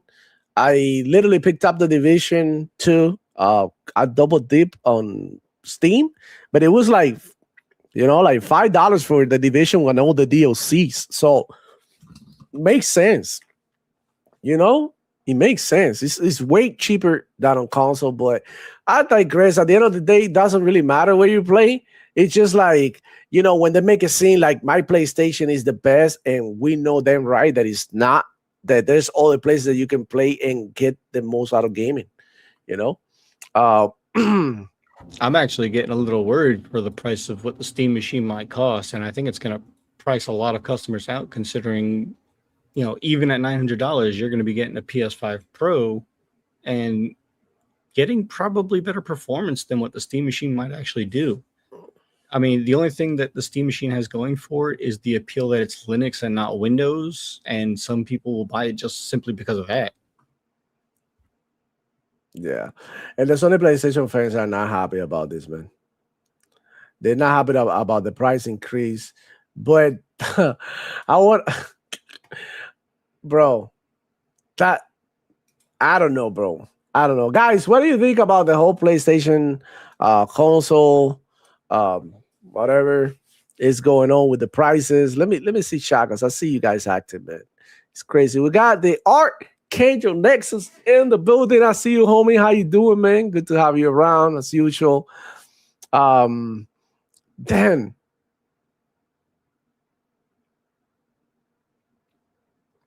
We got Pickles 2026 saying PC port of Astrobot for my Xbox Rogue Ally. That sounds pretty fucking nice. Jules saying she won Horizon 3 badly. I don't know if Guerrilla is working in that right now. I mean, my little woman loves the two Horizon games. Yeah, definitely. She does. And to be fair, they are beautifully looking games. But I don't think that the story was anything to sneeze about, because when I beat the second one, The only thing that came to my mind was the movie Bolt, because it had just come out, and it sums it up in one word: aliens. That's literally all it was. Okay, so we got a question for you. Eternal D87 saying, Power Balls, why do you have such a hard on for the death of Marathon? What did it do to you in your personal life? I'm just asking. No comment? Oh, I already answered him in the chat while you were away. Oh, sure. Okay.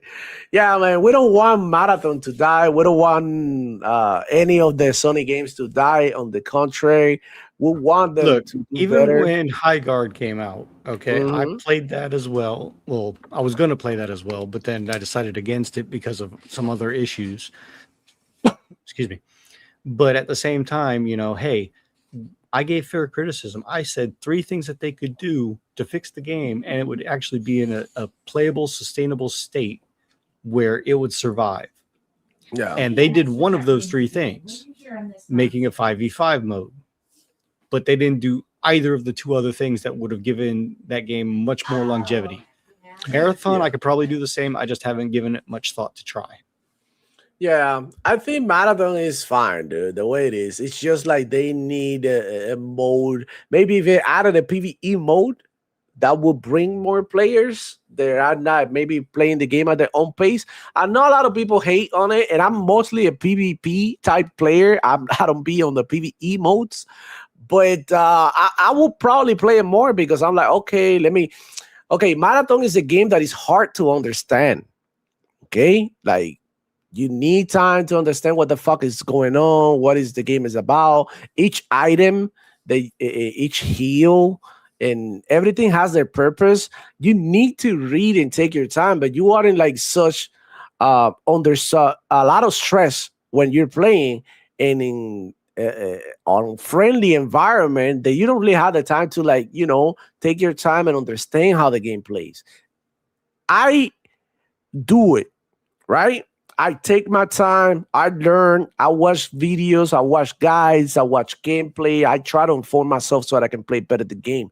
But guess what? Not everybody got the time to do that shit.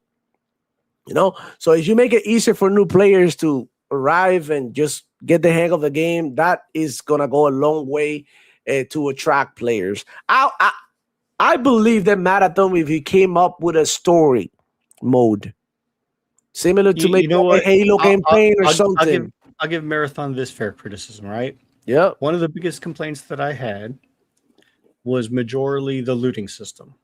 Okay. When you open a crate or container, it takes a while to load whatever gear you're going to find. And not only that, but you have to wait until it loads, until you can click on it if you even want to try to attempt to take it. Okay. Aside from your limited backpack space. So my suggestion for that is allow the items to pop in immediately and then have it in your inventory to scan for what the stats are going to be. So when you go to loot your next thing, you can decide, okay, if I have 2 shield kits that one might be good for later, that I can easily know to drop this one, so that way I can pick up this one and let this one scan in my inventory while I'm going to the next until I eventually make it out to extraction or die. Right. The Team Power Buzz is like I know you can upgrade your skills and it'll be faster scanning. Yeah, to make a scanning faster, and that's an extraction shooting thing. Like like when you go on extraction shooting, it always takes a long time. That's just part of how the game is. But while played. you're sitting there looting, you're completely wide open to anybody that's going to be trying to shoot you while you're trying to loot. Your suggestion is maybe Marathon could try a more casual approach for that. Well, it would be a more unique approach for an extraction shooter. That would be something different because you're basically a cybernetic shell runner that you can scan things on the go. You don't have to wait and scan things as you pick them up. That would be a different, unique take. Yeah, that'll make the game go faster too. But yeah, man, like there's so many things that we could be speaking about Marathon for a whole hour, dude. So let's keep it moving. So Tarnish Gamer, the 47 is 25% faster in raw performance, and that's before ray tracing. Look, guys, that's another thing. That's another thing that I'm seeing. We're seeing DLSS 5 being slandered, And in the same sentence, Sony PlayStation fans are talking about PSR, the PSSR 2. And look, listen, PSSR 2, FSR, and DLSS are literally the same thing.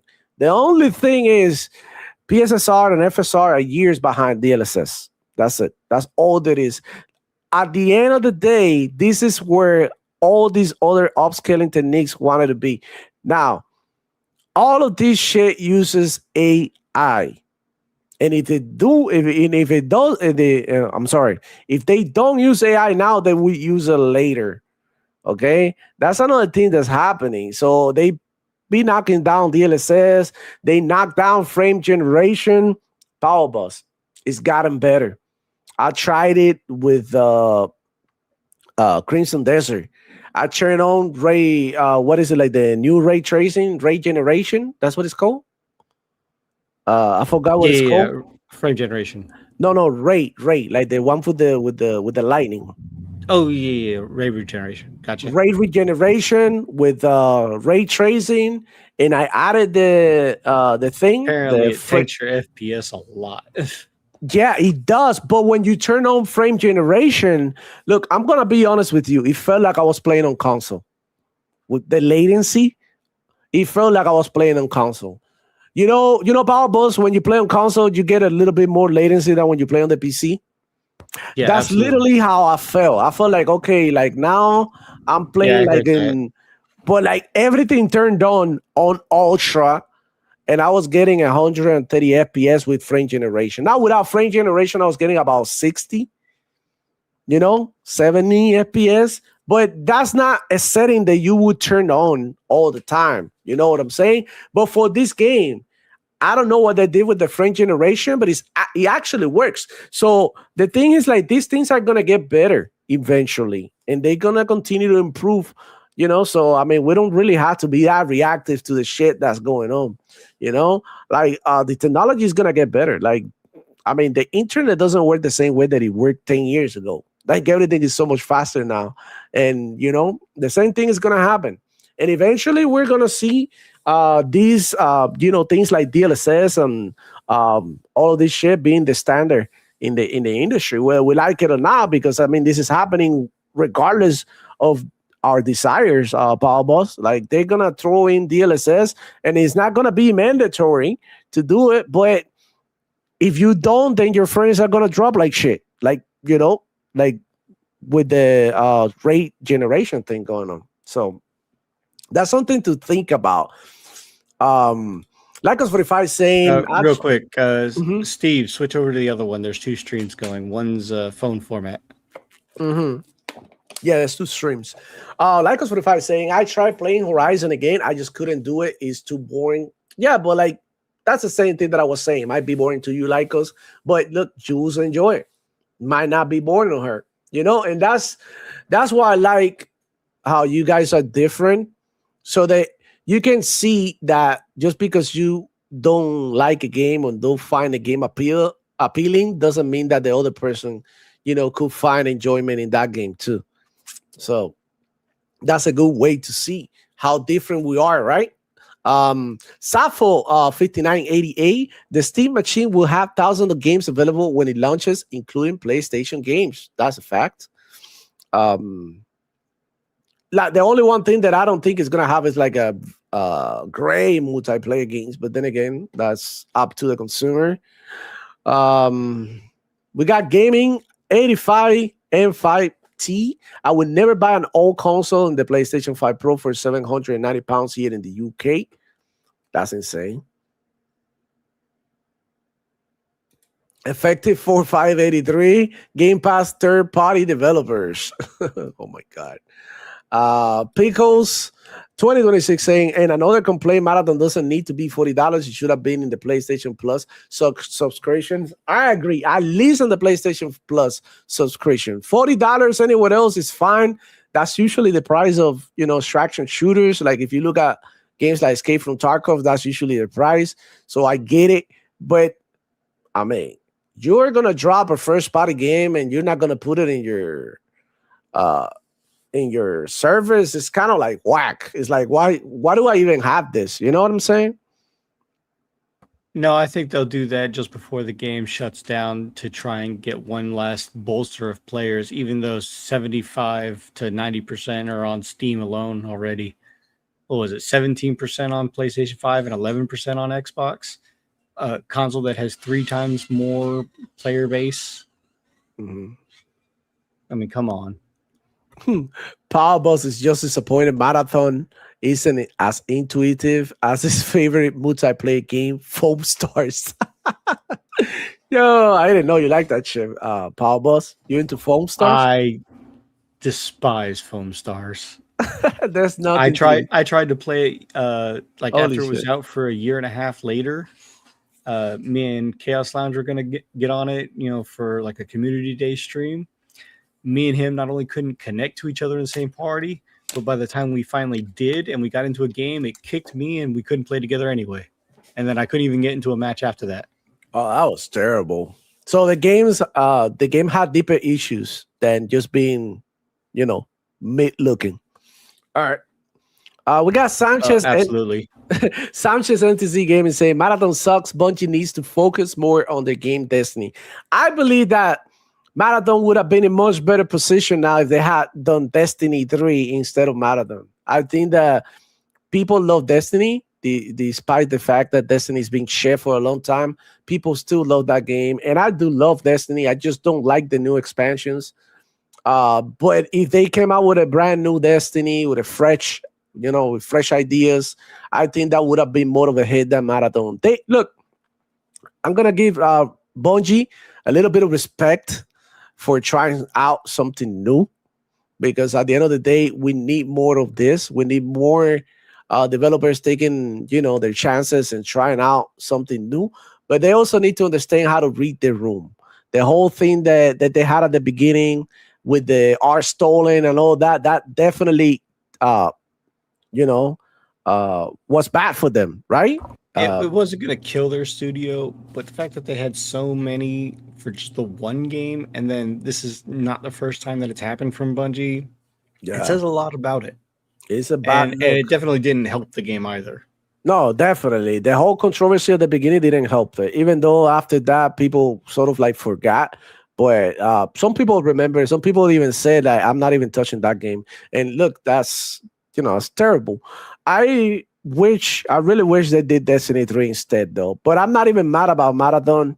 I'm not, I don't regret buying the game. I found enjoyment playing it with my brother-in-law and one of his friends. We actually, have a 3-man team.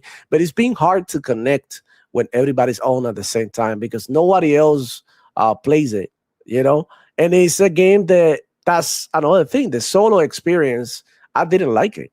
I didn't like playing that game by myself. And, it just wasn't for me. Maybe some other people liked it. Definitely a game that you need partners with it pretty much all the times playing. So much better when you so much better when you play with somebody else, man. That's just like the reality. Got Tronet. That didn't help Destructional Stars beating PS Plus. Foam Up Powerball says the Archangel Nexus. How Foamstars got the same problem PS3 online gaming had. Yeah, I mean, that's, PlayStation Online, we all know it had its issues. Is it new, though? It's just another extraction shooter. Yeah. Bungie do be doing shady stuff. Sincere's in the house, man. How's it going? Say, not sure that the stolen art scandal hurt the game. Game sells much. It may be just that folks are legit not much interested in it, and that's okay. You win some and you lose some. And I agree with that. And like I was saying earlier, and like us, agree with me as well. Like good doesn't mean popular, right? We got amazing rappers like Joyner Lucas, right? I love that. That dude is insane rapping. And it's not as popular as somebody like Young Thug, who's like actually ass in the mic, So there you have it, man. Like it is what it is. That's something that we're gonna have to live with. On my part, I'm gonna be playing Marathon here and there whenever I get together with my friends. I do not hope that the game dies because I already got it. You know what I'm saying? So it would suck if I ever wanted to play the game again and it doesn't work. But yeah, they could definitely improve the game a lot. And they're gonna have to like start taking the I criticism just at want to heart. put this out there also. One of the most popular extraction shooters out there, Escape from Tarkov, right? It had only a Wow, we peak got concurrent player count of 47,800 at its highest. But that game is still at almost consistently 16 to 20,000 players on an average. Right. So that should tell you exactly what's working and what's not when it comes to an extraction shooter genre. So Marathon and even High Guard had both double the player counts and are falling off harder for whatever reason that you want to complain about. There's just something that's not hitting with Marathon, especially when they were wanting the next Destiny game. And I think that's where they shot themselves in the foot. Right. The Bungie fans are used to arena shooters like Halo and looter shooters like Destiny. So it makes sense. Now, Escape from Tarkov has this one thing, the marathon players, because that's the thing, bro. Like, you allow your feelings to get in the way. Like, do you really like marathon? Do you want the game to last a long time? So what do we got to do? Right. And then you take action. But some of the fans, they just want to keep they just want to gatekeep. And one of the reasons why not only that, but they also think that the game is perfect the way it is, and they just need to add more content. Listen, Escape from Tarkov, you know why they have so many players, Power Boss, all the time?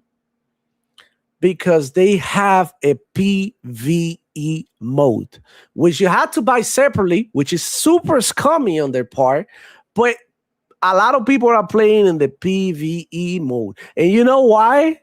Why is that, Power Boss? Because Escape from Tarkov, just like Marathon, is a brutal game that you need to learn a lot about the game.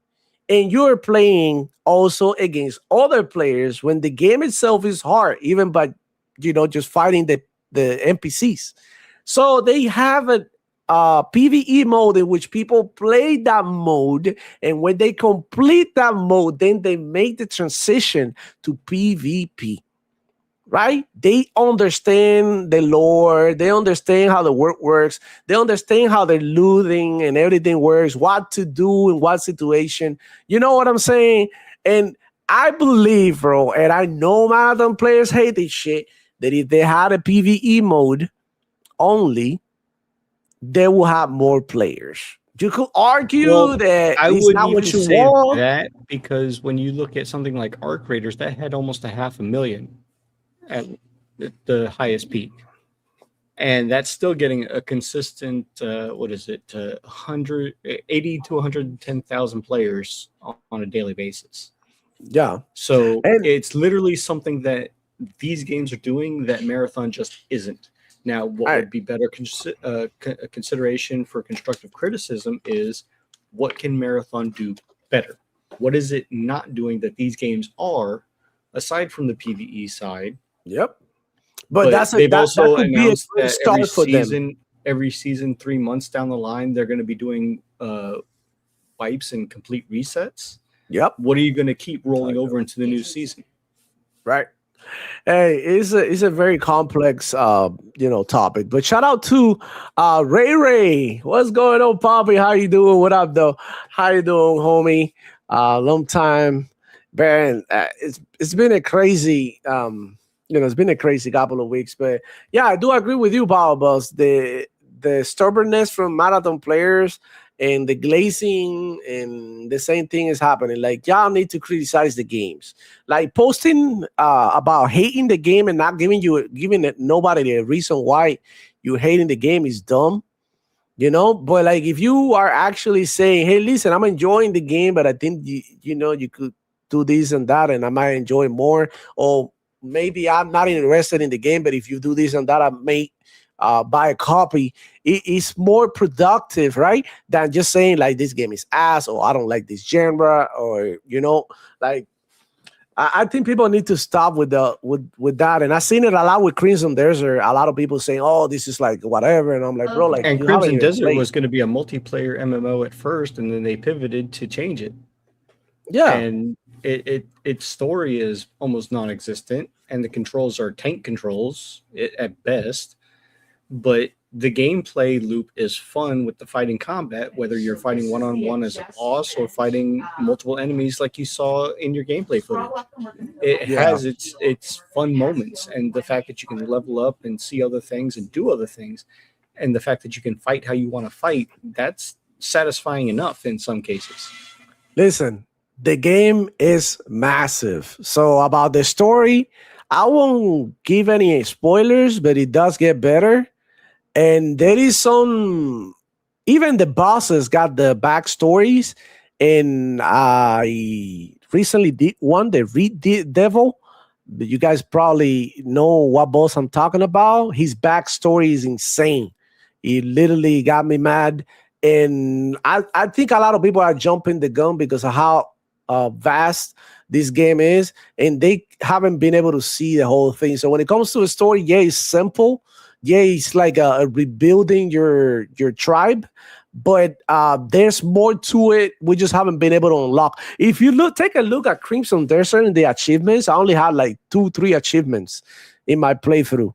Like everything is like 0.001%. People haven't really explored this game at all, bro. Like people haven't, bro. This is massive.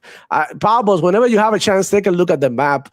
And this game has caves. It has like waterfalls. It has like it has so much shit that you can do. The physics, puzzles. I hate the puzzles, by the way. I always go ahead and look them up online. I ain't got time for that shit because I do really want to beat shit up, like fuck shit up, go crazy with the combat.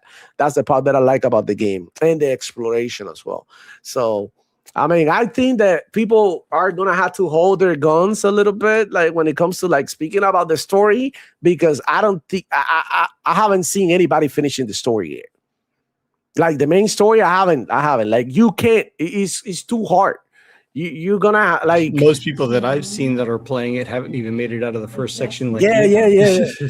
So imagine if I got you judge the story in Skyrim for just the first part of the game, like when you go to the cave and get out, it probably won't look like much. You know what I'm saying?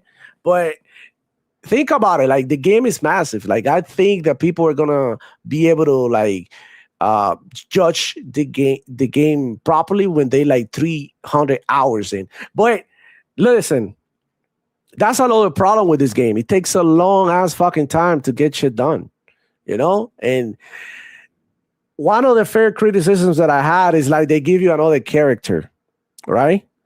The girl Damien, I think that's what, I can't pronounce her name for sure, but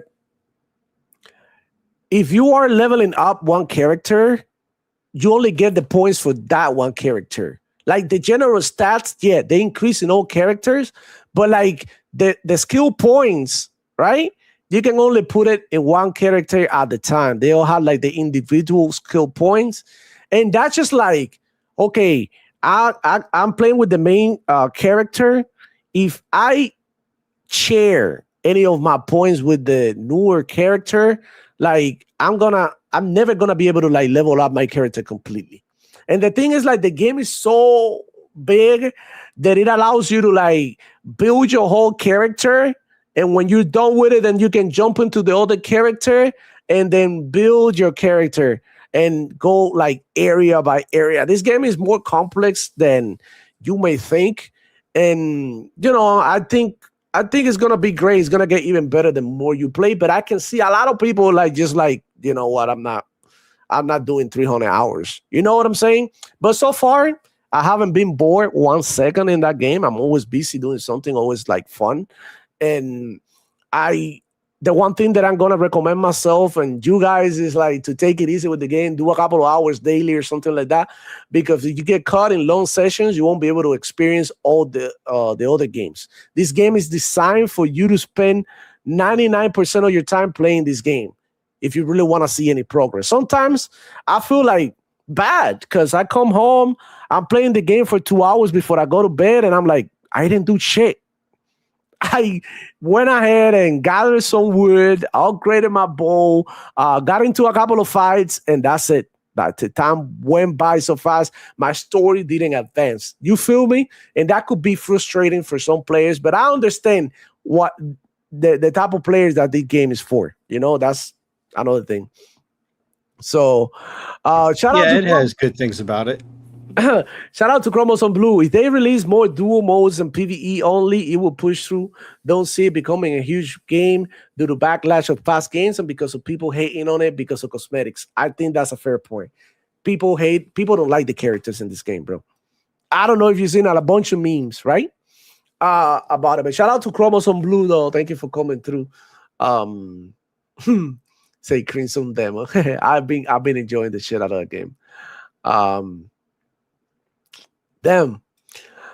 Whoever is the first to come out with the mass co-op 10 to 20 players PvE focused game with good mechanics is going to be the big winner this gen.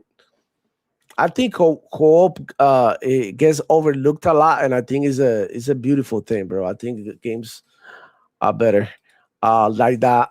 Chromosome Blue again saying I tried Cryo. 2 is co-op. And that's a roguelike card game in itself. And that has 500,000 players. Yeah.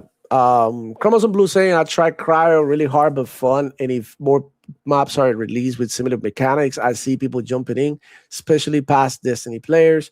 Yeah, the only thing is that past Destiny players were PvE players, not PvP players. And that's where the division starts. You know? No pun intended. But yeah, man. Thank you guys for coming through. I think we're gonna end the show here. I had to go to the gym and shit, and get active in the streets. Thank you all for coming. Hit the like button, subscribe if you enjoyed this show. There's more in the channel, and it's not locked behind memberships like kind of funny, kind of unfunny games that hey, I want to close the show because I did post this on Twitter who created a lot of like noise and check it out. I don't know if you guys know this, but kind of funny. It's kind of unfunny. I say Sony PlayStation fanboys will look you straight in the eye and claim Game Pass or PC gaming is expensive. Yet they pay $10 a month in memberships to watch lousy YouTube channels for their dose of hope and hopium. Listen, kind of funny games, they lock their regular content behind memberships. The only thing that they keep open is the live streams. So if they upload a video, they all behind members only. Ponies be watching this shit. I don't know, bro. You guys do the math. I leave you in that note. Thank you guys for coming. What's going on with you, Power Boss? Let everybody know what you've been up to. What the hell is going on? Just got paid today, so I'm gonna be running around paying some bills, and then I gotta pay a visit to my mom and go check on see if my PC is ready or not. Yeah, I'm gonna get that back. Awesome, man. Yeah, this is gonna be a lit weekend. I'm heading to the gym in a little bit with my brother-in-law. I have been playing on my Series X more since this PC can barely run. Mostly anything. It's only a GT 610, so it's very, very old. But I have been going back to, believe it or not, a Square Enix game from 2010. Holy shit! Which one? Supreme Commander 2. I love my RTS Grand Strategy games. And awesome. Believe it or not, that is one of the only games that supports dual monitor properly. Wow. Actually, pretty cool, man. Pretty cool. Yeah. It's very, very fun and very challenging. Yes, sir. So, yeah, man. That's what I've been doing. I've been playing Crimson Desert. I've been playing Marathon here and there as well. Mainly this week, I haven't been playing a lot of Marathon. But, yeah, I've been playing Modern Warfare 19 as well. That's making a comeback. It had more plays than Marathon at some point, which is funny. I'm going to be playing that shit too as well. Hold on one second. I just got a message. What the hell?